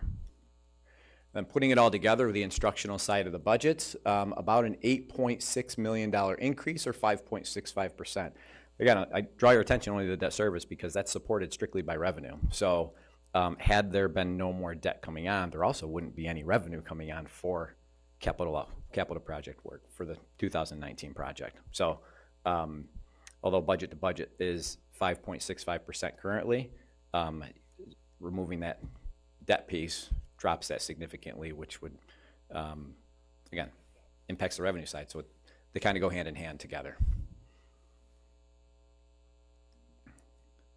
So now jumping to the revenue, main revenues, property taxes, we'll talk the tax levy limit, state aid, sales tax, and then other revenue like our charge for services, building use, our use of money and property, interest earnings is basically what that piece is, and then admissions fees, and then our reserves and fund balance and how that helps us support our expense side of the budget.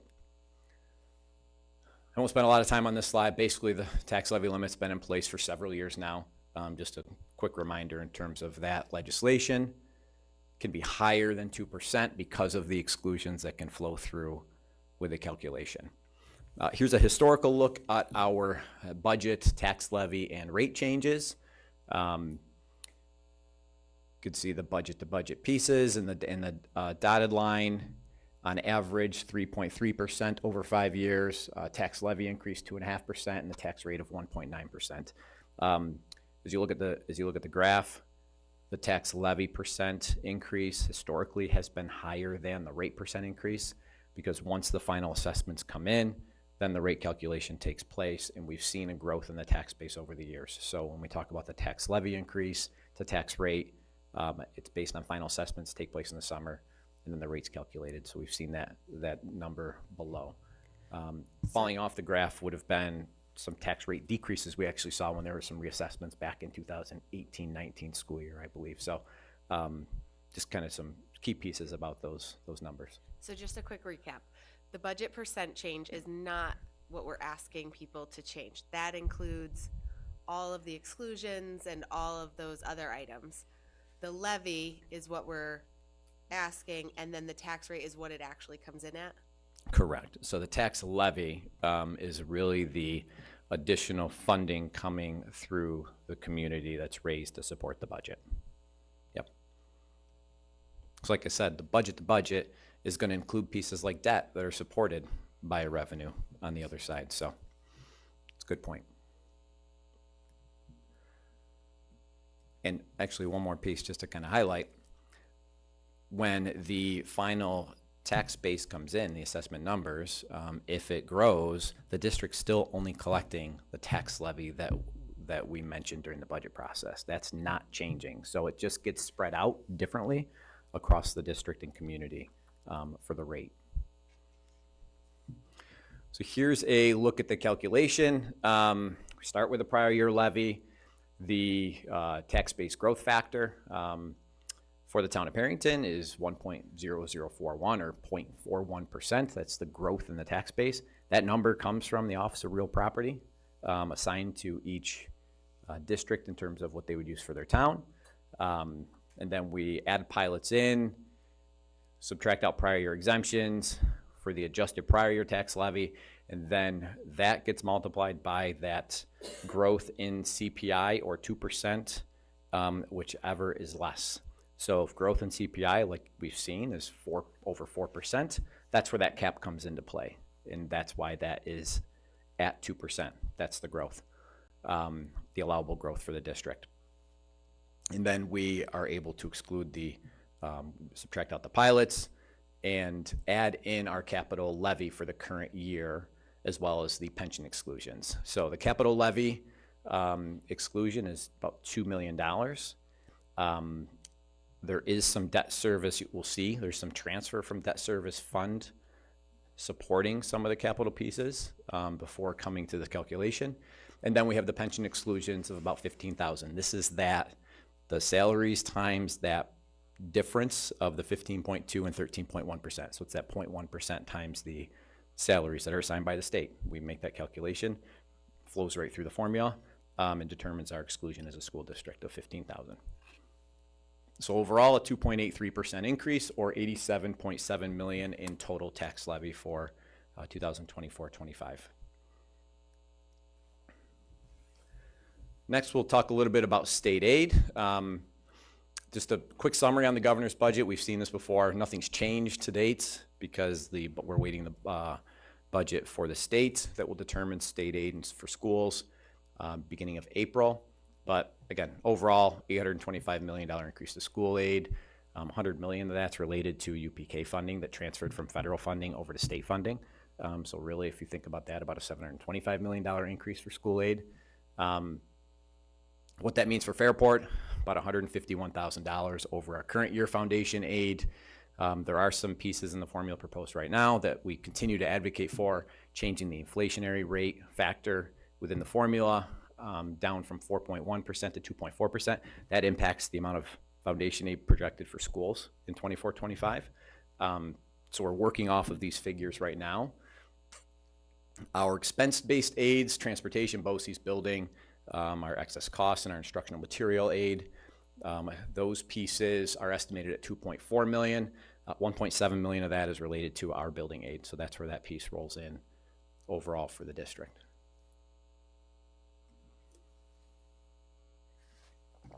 We talked a little bit earlier about the stimulus funding. So the American Rescue Plan total funding for the district was $4.2 million. Expires in September of 24. Essentially, those funds are planned to be all allocated and appropriated through June of 2024. So building next year's budget with the loss of those funds for 24-25. These are just a few of the pieces that the funds were allocated to support. Learning loss, help with class sizes, our teaming, some content area positions. Did support that balance of UPK as well as we were moving through that over the years, and some paraprofessional support, both building throughout the grant timeline and English language learner support. Like I mentioned, $2.4 million related to the 2024-25 or 23-24 school year expense to take place. So now, after talking about kind of the summary pieces and the different types of revenue between the tax levy, state aid, and stimulus money, here's the estimate for state aid. And as mentioned, we had about $2.4 million related to our expense-based aid. So you can see that between the transportation, BOCES, and building aid, and then the excess cost aids, and then slight decrease in the aidable materials. Those numbers are basically based on enrollment figures in terms of how those allocations are determined for textbook aid, hardware aid, software aid, and library material aid. Foundation aid, you see, is projected up $597,000. That's because if we remember through the budget process, the actual increase in our foundation aid is up 151. But if you remember through the budget process last year, there was about $440,000 was to be linked to high impact tutoring. So that's a piece that we're anticipated to have to determine reporting, anything we'd have to submit to get that money reimbursed. They tried to link that through the foundation aid. Ultimately, when it came to an end, was not linked, and districts received that as straight foundation aid for operating expenses. So that's why you see our budget to budget up, but our actual foundation aid, if you look at where it ended, was at 151. So overall, 2.9 or close to 3 million increase in state aid for 2024-25. And Matt, on that piece, just to mention that, we don't know what the final state budget's going to be, but that one house budget from the Senate and the legislature did call for larger increases in foundation aid across the board. I think they call for 3% increase across the board in foundation aid, which would be great for all districts. But I just again, thankful to our board members who were in Albany helping to advocate for that in our meetings with them, and grateful to our lawmakers on both sides of the aisle, Democrat and Republican, really stepping up to advocate for our schools and for our students, and hopefully there's good news in that final budget for us. We hope so. Excuse me. This just shows that by graph our foundation aid increases. Remember, we had the phase-in to fully fund foundation aid, and that's why we see the large increases for 3 years. Yep, from 2021 through 24. So our 23-24 was that phase into fully fund foundation aid, which is why we go back to the proposal of now looking to propose to change the formula after it's now been fully funded. So that continuing those efforts to continue it to be fully funded according to the formula that's currently in law, with some hopes for some minimum increases would be wonderful as well for school districts. Total revenue, tying it all together. Again, we talked about the tax levy limit for the property tax piece. Our payments in lieu of taxes, those are payments that have agreements in place through either the County of Monroe Industrial Development Agency or the Fairport Village Industrial Development Agency. So those are two pieces that encourage improvements and buildings and build to take place that would flow through a payment in lieu of a tax. So we have that, that's the budget for that piece. So 2.4 million in property tax, slight change in the payments in lieu of taxes based on the agreements.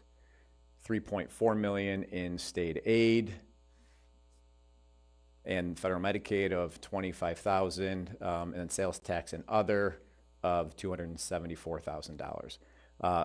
Main increase in the sales tax and others related to our sales tax and interest earnings. So we've seen some growth in earnings in current year, increasing those budgets for the next year. If we remember back when the pandemic started, we weren't anticipated to receive a lot of sales tax, so we reduced the budget quite a bit back during pandemic in 2021 budget year, and now we're slowly increasing that as we've seen our sales tax come in. And that's sales tax shared by the county with school districts. So overall, about a 4.23% increase in total revenue, or 6.1 million. Next piece of the budget is allocations from fund balance. So that would be any funds remaining at the end of the current fiscal year that we would be assigning to help out with next year's budget and closing any revenue gaps we have, as well as our assigned fund balance, as well as our assigned reserves, which primarily used for operating. So you can see up here, we have an increase right now in the assigned fund balance from 3.8 million to 4.4. Transfer from debt service fund, a decrease there. That's related to both premiums that we had on short-term borrowings that had come in the past, as well as our an increase that we had to support some revenue difference between the building aid and debt coming on in 2023-24. So the 415,000 is basically related to a premium received on the short-term borrowing that we're giving back to offset the interest payment due in 2024-25, plus about a little over $50,000 from the transfer of debt service fund to assist with, again, the tax levy limit management piece. And then the other large increase you see here is related to the retirement contribution reserve. As we look to move through the budget process and evaluate expenses and revenues in the stimulus funding, we had planned over the years that these retirement contribution reserves would help us when the stimulus funding expired. So you see an increase here in the allocation from ERS and TRS, and we'll talk about the balances a little bit here on some future slides to show where our balances are for those reserves that can help us at this time support our programs and services that we'd like to continue to provide as a district.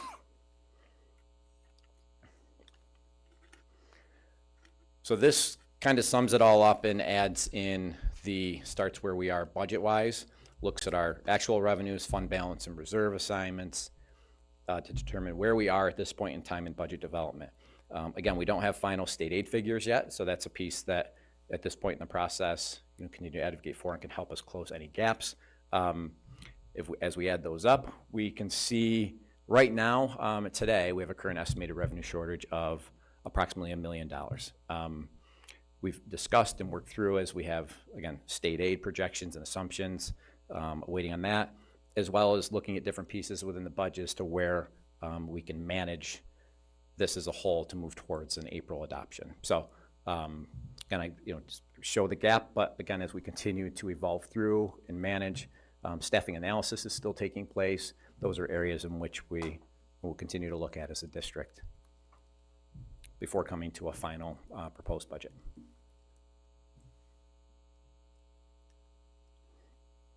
And here's just a graph of the revenues as a whole.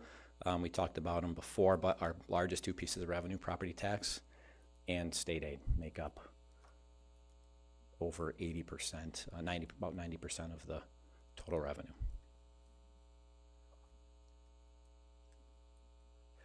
So now, through the budget itself, talk about the reserves and long-range planning as a district. So, and summary in terms of what reserve funds are meant for, comptroller's guidance on reserve funds, advised to have them for, the risk and potential pieces that districts could be exposed to over the years, and liabilities and obligations.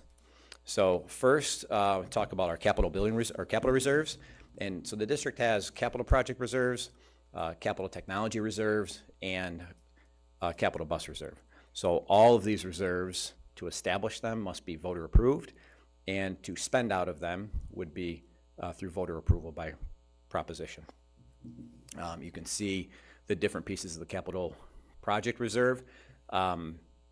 As of June of 23, one quick note with those items. For the 2023 project that was voted on in the school year, we've allocated $18.86 million to come out of these reserves, plus $1.6 million to support the track. So over $20 million of those funds will eventually be drawn out of the capital project reserve. So when those are drawn out, as we move through the project development, we'll see that at that corresponding year end for a decrease in that reserve or an expense out of those reserves. The capital technology reserve is at $391,000. Excuse me. We had a proposition to create a new capital technology reserve, as well as an expense had come out of the technology reserve to support infrastructure upgrades and needs as a district, with the intent that that would generate BOCES revenue. So we'll see actually in 2023-24 an increase in our BOCES revenue related to that purchase to help get our capital technology reserve back up to the amounts specified in our reserve plan. I believe we said we were looking to maintain at least $1 million within our capital technology reserve. And just again, just saying this out loud, we want these capital reserves, and we want them funded so that when we do the large projects, it will minimize the additional impact that we're asking our community to pay for it. So when we are doing the one that we voted on this past year, the zero tax impact, that happened because we as a district were able to save and fund those reserves enough to pay for it. That's 100% correct. I mean, that was, the crux of it. I think the board made a decision before the actual referendum to lessen it using the reserves that we had in place, which is your purview, and I think voters appreciated it. And that's part of your budget goals as well that you've established. And it's not, past projects, it's the next project when it talks about, the vision for facilities planning. So that's why this is an important slide. Yeah, essentially these funds, we see they could be deposited in, but then the plan is that we have a plan for them to be spent. Again, to keep those impacts, to lessen those impacts, because as a school district for building aid, right, we receive approximately, our building aid rate can vary between 75% and 78% depending on the year, just formula based. But that means that we're coming up with, from a local share, that 25 cents for every dollar. So anything that we can do to help support that through a capital project reserve lessens that impact on the community for capital improvement projects. In the capital bus reserve, you see it's about $680,000 balance. Proposition that we'll see on the ballot is about $620,000. Directly relates to the cost of 3 buses. So to make sure that that matches up and aligns appropriately with the cost of the vehicles. Next set of reserve funds, repair reserve, again paid for certain repairs or capital improvements, usually on an emergency basis. Important to note that this would not receive capital building aid, so this is just a reserve that's at our disposal should there be perhaps an unexpected equipment breakdown that requires some emergency repair work. Is subject to a public hearing in order to not have to repay funds back into the reserve in the future, so that's just a key piece to this reserve as a whole. We did transfer in the board approved a transfer in 2022-23 of $1 million out of the repair reserve into the capital project reserve to again help support the 2023 capital improvement project and to give those funds back to the community through that avenue. The employee benefit accrued liability reserve, This reserve is available to help support compensated absences due upon an employee's retirement or resignation. So what that means is if there's something contractual the district's required to pay out, whether it be for sick leave time into a 403B account or pay out of vacation time for employees that have that, this reserve may be used for that and just that purpose. So that's the piece that's allowed to pay for. Not allowed to pay for other post-employment benefits like health insurance or any of those pieces, just those compensated absences. And then tax certiorari reserve, that can pay for the settlements of Article 7 tax certs. What that means is there are some existing legislative suits against the assessment, arguing the assessment with the town, and that is an exposure to the district. So should those settle, those can often be out there for 5 years. I think this past year we recently saw some settle that were for several years back. So this amount can be helped to support that. The district budget's a little bit to come from this reserve right now, about $20,000 to come into the general fund to support any refunds of taxes related to some that can happen on an annual basis, or if we end up having some large refunds that we have to pay. Liability reserve and insurance reserve are close to two and the same in terms of what can be supported. It's basically anything that unexpected claims not covered through insurance or any liability pieces the district could have. So evaluate and take a look at any outstanding claims against the district and know that we have these funds available to support those different pieces. And next, these are board authorized reserves, primarily able to support specific operating expenses. The employer retirement contribution reserve related to ERS, the sub-fund, which is related to the teacher retirement system, and then unemployment insurance and workers' compensation reserve. So these are the main reserves that we can use as a district to help support operating expenses within our budget. So you can see the employer retirement system at $9.1 million, our teacher retirement system at $4.5 million. Those are both within the budget to help support expenses related to the pension contributions due by the district for 24-25. And then unemployment insurance, that would be any costs that we may have related to unemployment, or to help the district preserve positions as a whole, so as we look for future years. And then workers' compensation reserve to help support our cost of premium for workers' compensation. Workers' comp, we're in a consortium, but essentially it's a self-funded consortium based on claims, history, and exposure and experience. So this reserve can be used to help support that premium cost. One key thing about the teacher retirement system reserve, the state did put a limit on how much can be funded. So we are basically funded at close to the max. It's essentially a 10% allowance of the prior year salaries. So we have to go through that calculation to determine what our maximum is. So as it stands, our max is about 4.7 million, so we have about 250,000 left that may be funded into this reserve.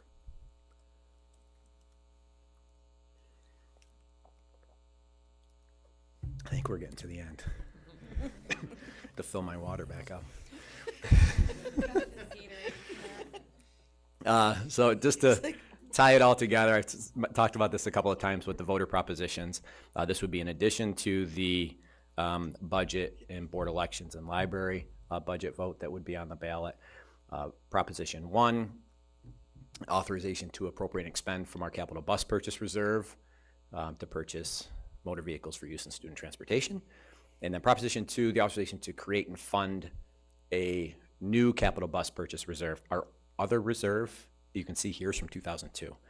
It had an it was, I believe, a 10-year reserve. We can no longer fund that reserve. We're allowed to have monies in there to be spent, but no more funding can take place. So our goal, as we look at mandates that we have as school districts, we have the EV bus mandate that is in the future for schools, and looking at to establish this reserve with the hopes of being able to support purchases of EV buses in the future. So just to give a general idea, a current bus is approximately $200,000, and As I mentioned before, in the budget for the EV bus is about $525,000, so it's over double the cost of current buses. So they're changing the age structure and how that flows for schools. Instead of it being amortized and paid over 5 years, looking at over 12 or 13 years.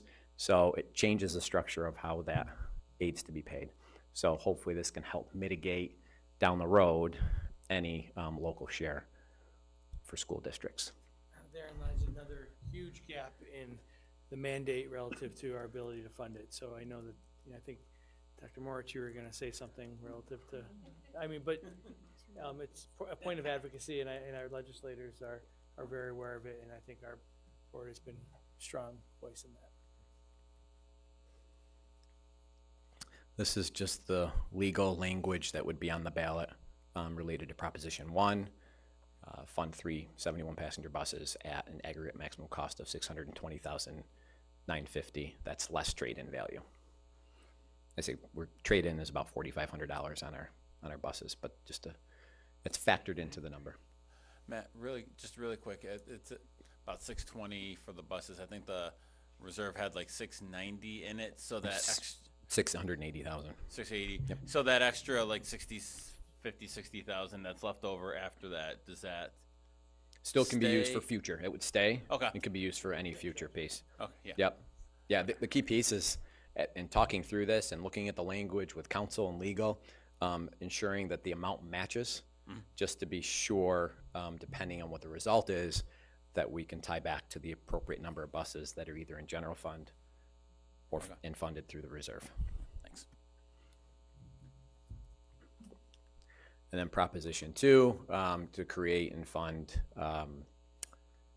to create the new capital bus purchase reserve fund. Any funding, if it were to take place, would happen through year-end review and management with our audits, with our external auditor, audit and finance committee, et cetera. So this is, again, at this point, to create it, has to be done by proposition, voter approval. We're back at the timeline. You know you're at the end of it. Right. I won't walk you through the timeline. I do invite community members on the 27th and April 10th to participate in our Under the Hood sessions. As I've mentioned, we're getting close to the April 16th adoption. And between now and April 16th, we're hopeful that we're going to have a final governor's executive budget that will help manage that balance or that gap that Mr. Stevens was sharing. And by the way, thank you very much, Mr. Stevens. Really appreciate that. Thorough. Yes. Yeah, you definitely get a clap. You and your team are amazing, and it's amazing you're able to keep it all together and help us do all the great things. So thank you. All leading to May 7th public hearing. That's an important date when we're going to be interacting with the community. Fairport High School here in 512, 6:30, and then on May 21st, the budget and board elections at Joanna Perrin Middle School from 6 a.m. to 9 p.m. where the community have a chance to vote on our budget. Hope to get as many people out as possible to have a voice. And of course, there are 2 open seats for board elections. So, because I can't let this go, just to point out again the issues with the electric bus mandate and that all districts are going to face, the proposed reserve that would help us fund that at a fully funded reserve at current prices, which they won't stay this price, but at current prices that would get us 28 buses, which is not even a third of our total fleet. Yeah, they're going to have to rethink that.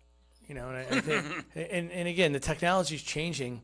There might be better, more effective options and cost-effective options too. So,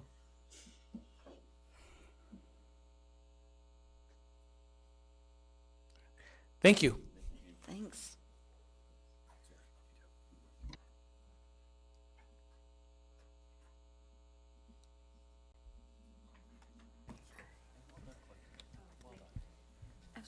Brian, I'm glad you made that last point. That was a Thank good you point. again, I don't know Matt if and we figured team. that all out, but it's good. Okay. I know. Now we are moving on to board discussion action items.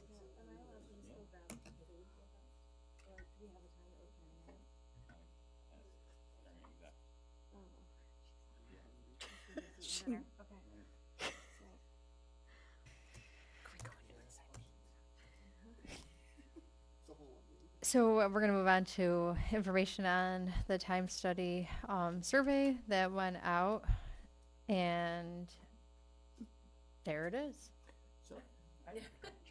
Do you mind if I sit down and do this? no.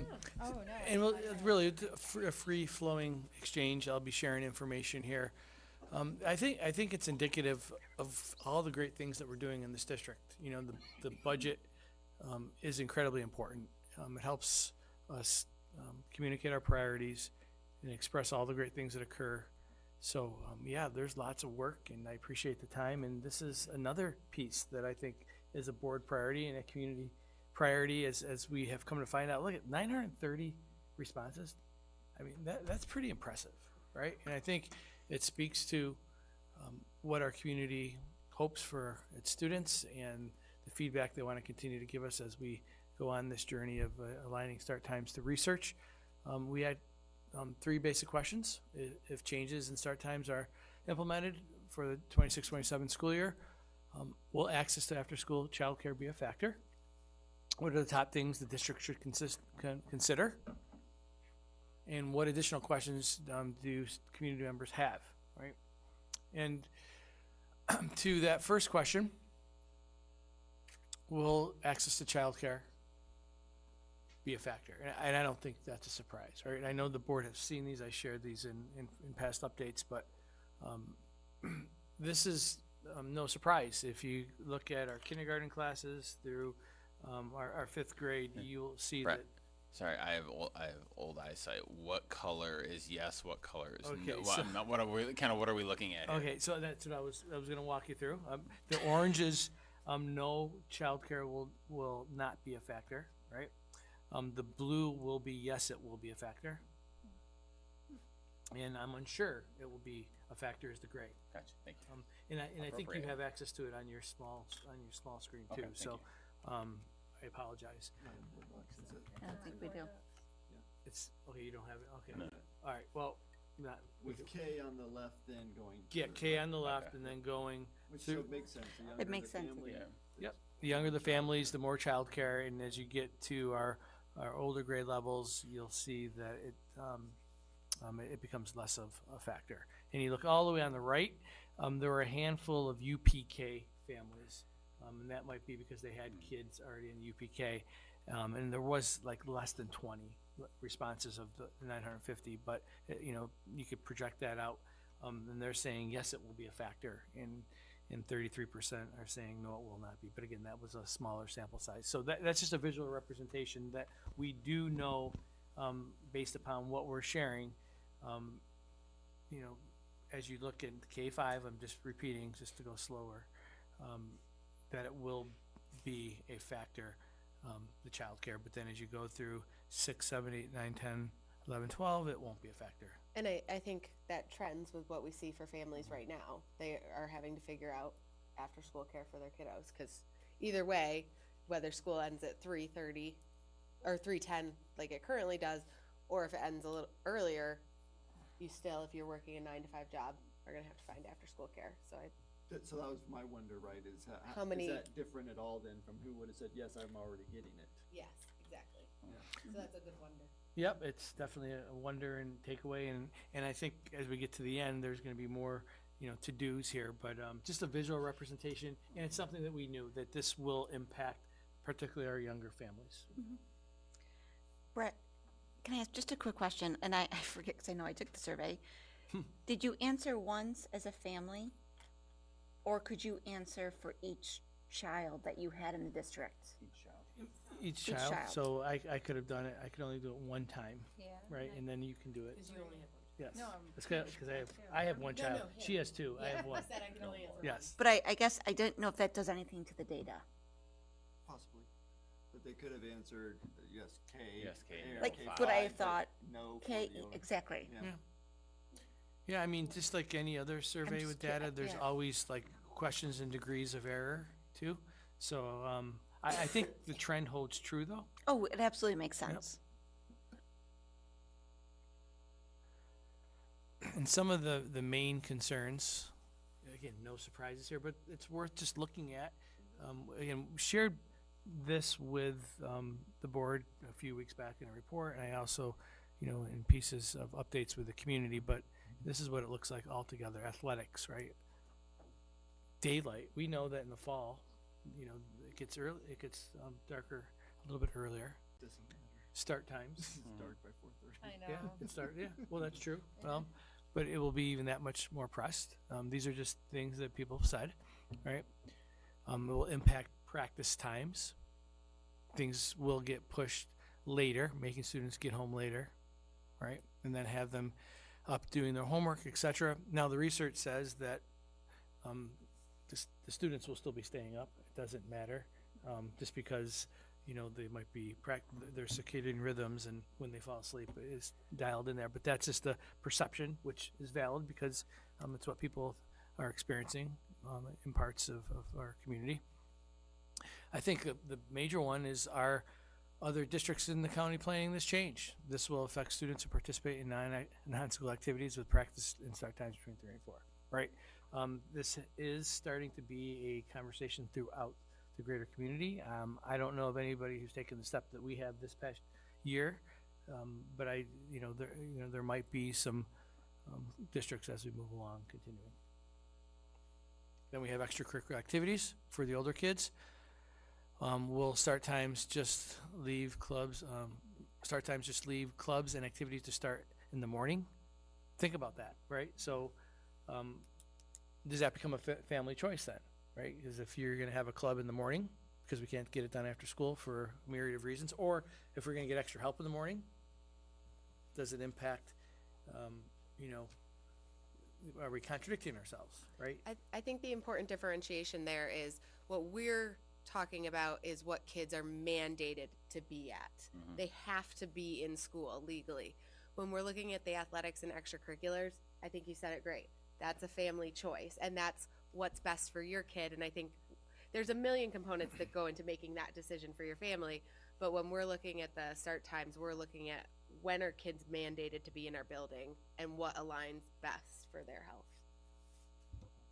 Yep.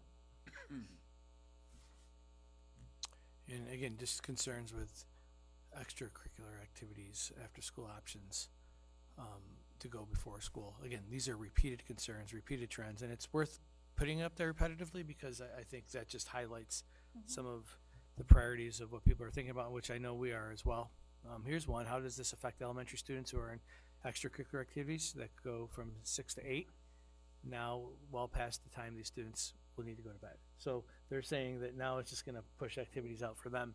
Again, considerations and things that are on our mind. Student well-being, what does the research indicate for early start times for younger grades?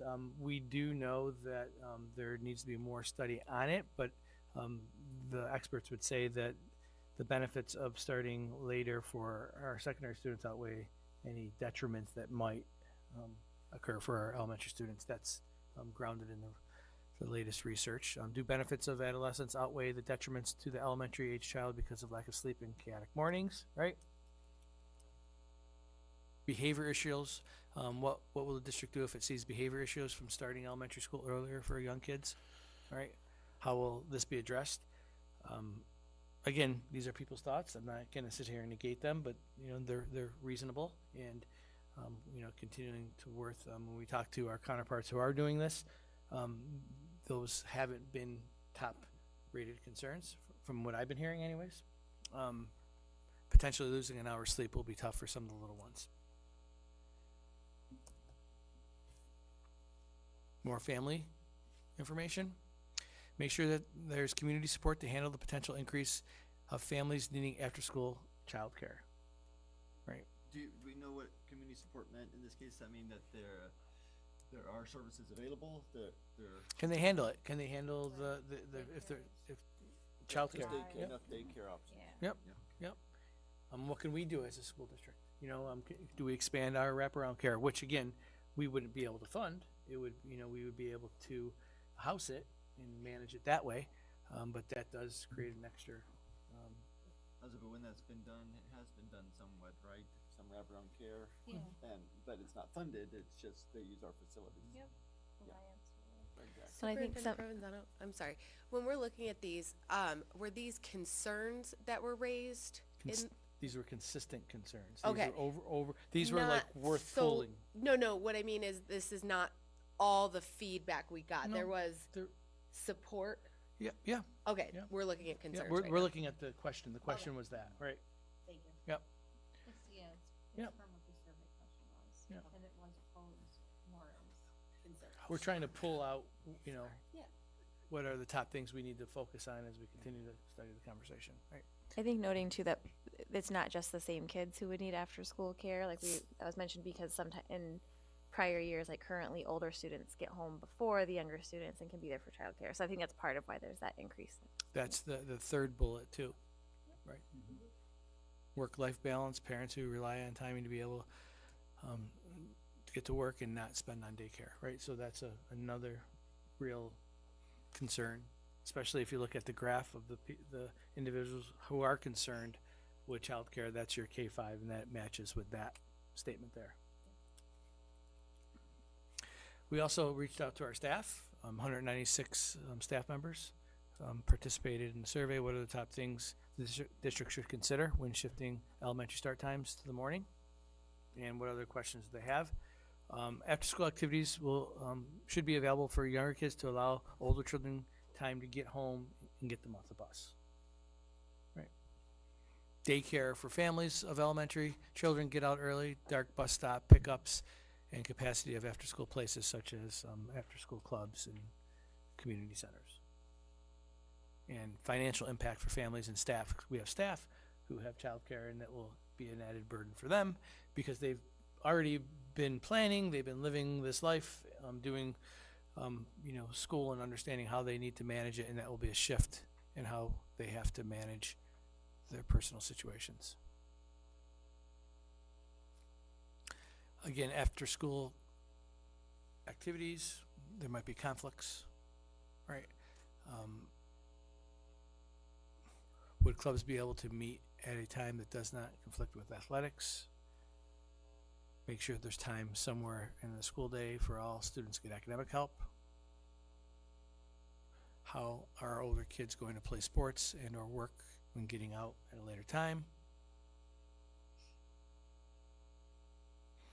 And of course, when not everyone is on this time change, it's going to affect their interactions with like classmates in other districts. And they do interact.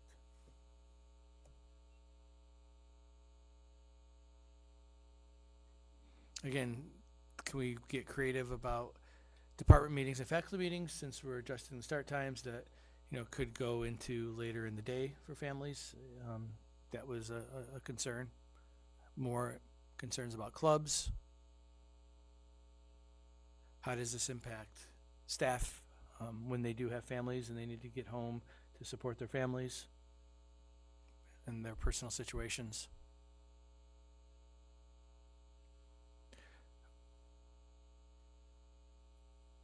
And concerns with the length of day, with all the great things that we do with our students.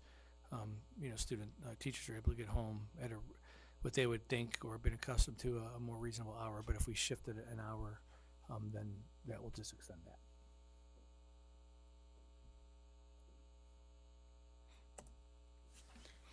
We have a transportation route study to assess if we're maximizing, start and end times with the recommendations that we talked about in the fall.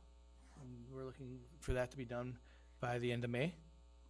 The rerouting, trying to find efficient routes and different scenarios as was requested by the board.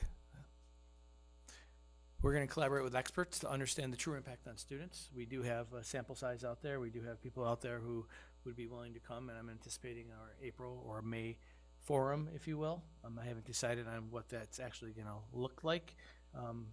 Given that time of the year, we might just be doing a roundtable discussion and record it and put it out on YouTube on some of these topics, and getting more feedback from experts who have seen this come to fruition in our community. We need to coordinate with Monroe County and our Section 5 counterparts in other districts to understand the true impact on interscholastic athletics. There's, again, a school out there doing this, and you know, what would have been their constraints, would have been the benefits. Have conversations with community stakeholders, in essence, our childcare providers, because we know that that is going to be something. And I've gotten some emails, people wanting to get on our docket and talk about, hey, how can we grow with you? How can we make this a partnership? How can we make this palatable for our community?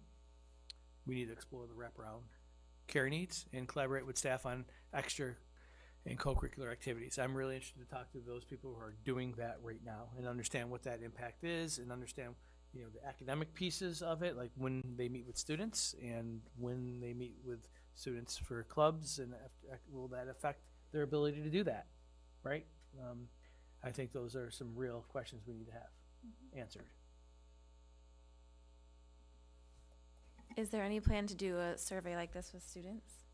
I definitely think that we need to touch base with students 100%. And we have a really nice sampling of that so far, because it was just by happenstance we had students come forth when they weren't really sure what we were doing here, and we've had students come to board meetings. I've been called to talk to students doing reports on sleep study. So it seems to be an overwhelming at the high school. But talking to our elementary friends, I'm thinking I might want to do that, not in like a Google form. I think it needs to be like a forum. I need to, you know, sit with our friends and really take notes and listen to them and try to understand what's on their mind and bring it back to the board. Yeah, I think that I've gotten quite a mix of feedback from like high school age students. It was not as overwhelmingly positive as I thought it would be. So I'm just kind of curious, but you know, like sometimes it's a disproportionate sampling of people that want to come up and talk to me about it. So I'm just kind of curious as a more random. So again, it goes back to what I've been saying, and I think I'll be honest, I've talked to my children about it. Like 2 of them are gone and 1 of them's going through it, right?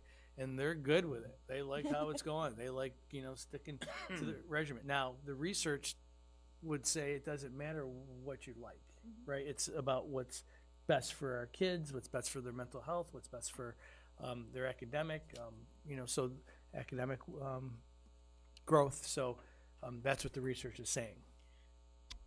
I'm curious. I have just two points. I noticed most of the staff, I know you probably did kind of a sampling. It seemed that most of the staff, to their credit, was really thinking about like before school help, after school help. I'm curious what their thoughts are, just in terms of what their teaching day will be like with students. Like, what do elementary students or teachers think of having their kids that much earlier? Do they predict there might be a better impact? Are high school teachers thinking, gee, I think yes. I noticed that my first period classes, you know, might resemble more of like the energy of my later afternoon classes. So the research says that, right? It says that that's the benefit of, right? And the elementary, the thinking is, you know, they haven't gone through adolescence and they're still working with their families and their parents, and they're going to go to bed at a bedtime, and there's going to be more structure, hopefully, right? And they would say, again, the benefits outweigh any type of detriment. So that's why we should consider switching. So if you get into like I think and I feel and I wonder, every teacher will have a different opinion, which is okay, but that doesn't help us understand what we want to do. Yeah. And I think kind of going along with that is I have to I know all the research points to this direction, right? And it makes complete sense. I wonder, how do we know if we're successful? Like, how do we know if this was a good idea? How do we know that this was the right change to make? So I think that's where you look at, you know, collaborate with experts around the county who've had the opportunity to interact with districts. What are they seeing in mental health visits? What are they seeing? If you go to, you know, local websites, they have data on there that attendance rates have improved. Eligibility has improved. You know, there's still issues, there's still mental health issues, but they're not as frequent, they would say, based upon the data that I've seen on public websites. I think, like everything, this is one piece to the overall puzzle. It's a big leap. I agree with you. It's a big leap. It's exciting, but I'm excited. but I'm curious to know what, you know, I can't wait to talk to teachers more and think of them to be like, this will be what my day's like. So, no one falling asleep in my first period English class.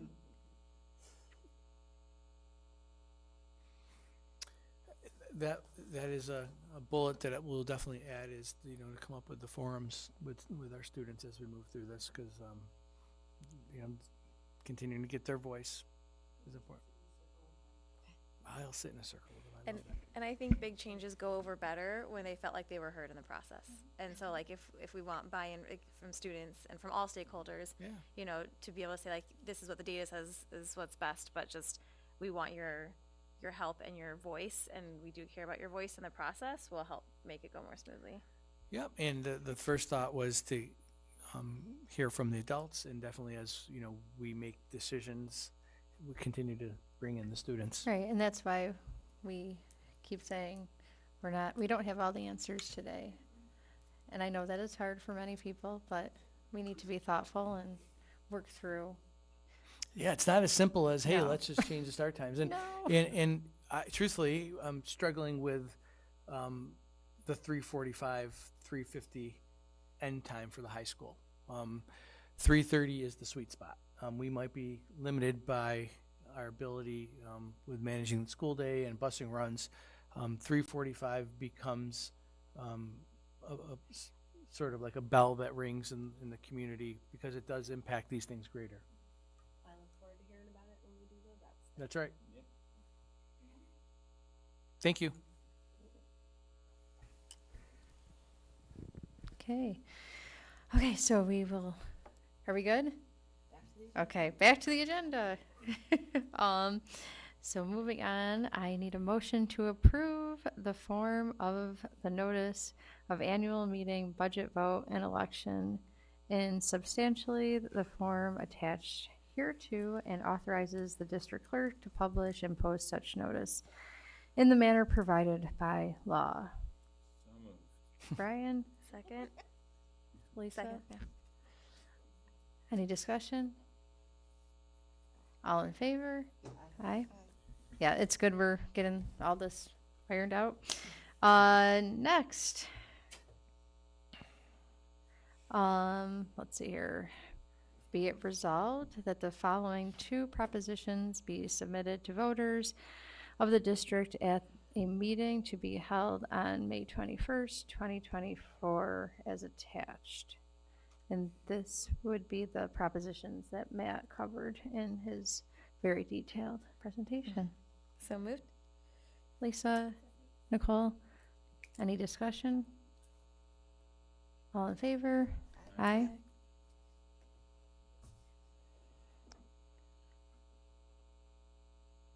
Okay, next, motion to adopt the resolution for a proposed capital outlay project at Northside Elementary School pursuant to the New York State Environmental Quality Review Act as attached. Brian? Second. Nicole? Discussion? More flooring fun? All in favor? Aye.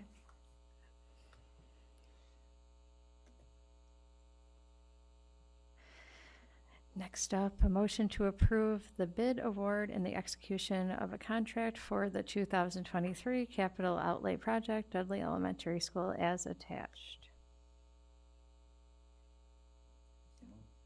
Ryan? Second. Lisa? No, go ahead. Discussion? Bid award, right, sorry, getting daggers in my, this is the 100,000 project, right, but it's gone over 100, so we just make it up out of general fund. Correct, yeah. It's that 100,000 is just from, we work on scalable projects as best we can. Yeah, no, but right, it's just the way it is. Yep. yes. Yep. Good point. So I went 250. Yeah, exactly. Any other discussion? All in favor? Aye. Okay, next up would be, I need a motion that the board approves the proposed change order for the 2019 capital improvement project as attached. So moved. Yeah, yep. Oh, second. Who was first? Lisa. Lisa, Peter, and discussion. Peter, you said it is a decrease. Yep. All in favor? Aye. Next up, field trip requests. Motion that the board approves the attached field trip requests. Brian, Nicole, discussions? Yay, field trips? Okay, all in favor? Aye. 7-0. This is, next up we have a nomination of a candidate to the BOCES Board of Education. So I need a motion. Be it resolved that Maureen Knupp, residing at the Fairport, in the Fairport Central School District, is hereby nominated as a candidate for membership on the Monroe 1 BOCES Board for a term of office to begin July 1st, 2024 and end on June 30th, 2027. So moved. Okay, discussion? Love Maureen. She's great. Yep. All in favor? Aye. Next up, we have a book approval. So I need a motion that the board approves the attached book recommendation. Brian, Nicole, any discussion? Read it, liked it. Me too. All in favor? Aye. Okay, next this is a panorama data dashboard recommendation. So I need a motion that the board approves the purchase of the recommended data dashboard. So moved. Mary Kaylin, Second. Lisa, discussion? Okay, all in favor? Aye. Policy committee has been busy.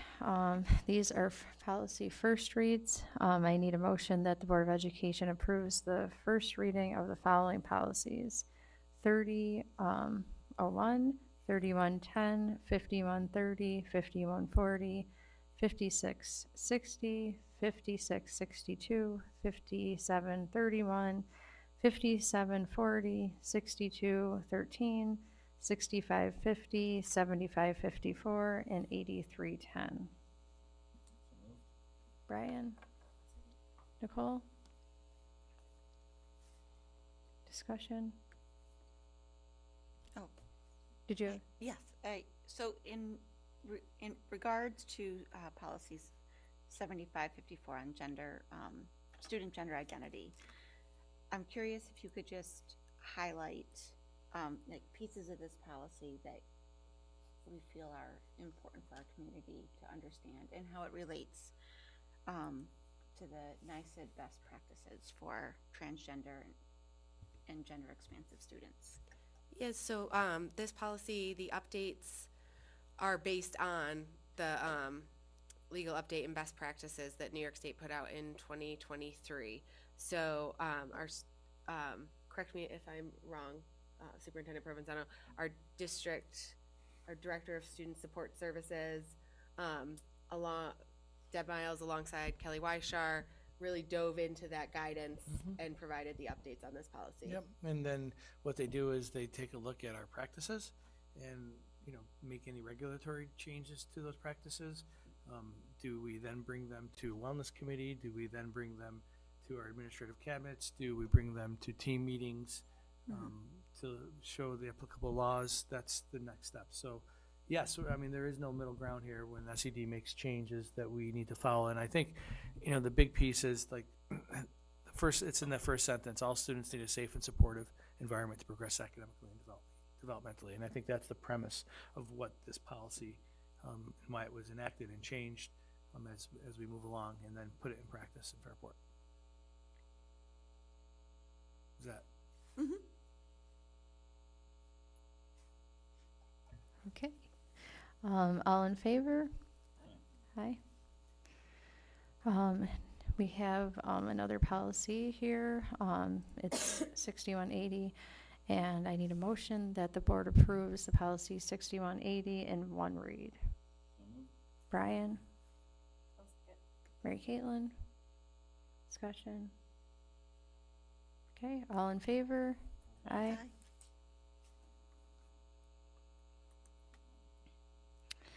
Next up, we have donations, which very grateful for that. I need a motion that the Board of Education approves the following donations. Lisa? Second. Brian? They are in public content, and I just wanted to briefly highlight, and Brett, you may have been doing the same thing. The Fairport Merchants Association did make a donation to the drama boosters at the high school. It's a $22,000 donation. It's for sound system. And if you were at that play, you recognize that the sound was kicked up a notch, and it was because of those speakers. Thank you to Mr. Smith and to Mr. Stevens for moving that along and making sure that it was operationalized. And they acted on it quick, and our student performers had great sound. Thank you to the chamber, or the Merchants Association. Yep. And it was the Canal Days committee too. Yep. So they wanted both of those. Thank you. Yeah, absolutely. And author visits are also very exciting. So Combined, these are over 32,000, right? This is fantastic. absolutely. So thank you to our community. All in favor? Aye. Which leads us to personnel. Up first is instructional, and I need a motion to approve the following instructional staff actions as recommended by the superintendent of schools. Lisa? Second. Brian? Discussion?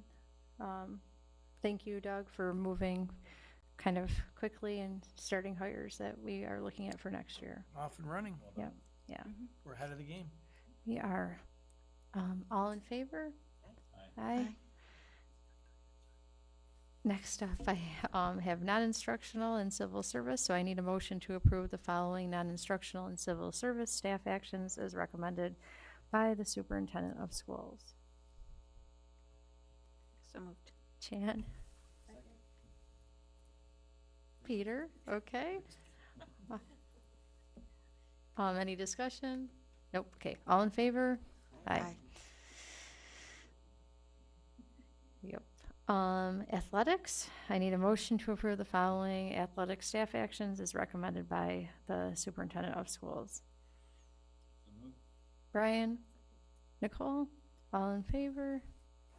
Aye. Yep. So we did add to the agenda, so there will be a D present, but I need a motion for item D. It's a motion that the Board of Education approves the written agreement executed on March 19th, 2024 between the superintendent of schools and an employee of the district. Mary Caitlin? Second. Jan? All in favor? Aye. Which leads us to the consent calendar. And I need a motion to approve the consent calendar. Brian? Second. Lisa? All in favor? Aye. Aye. Which leads us to, let's see here. I need a motion. Well, there's two topics that we'll be talking about. I do need to read the whole thing, right? Yes. Okay, perfect. I need a motion to enter into executive session to discuss the recommended action as outlined on the agenda. Brian? Nicole? All in favor? Aye. Aye. If you've been with us for the past 3 hours, You get a special you do. We will be going into exec. You get to leave and go to bed. I know. And we will reconvene simply to adjourn the meeting. So no more Night. further. Thank you to those that, yeah.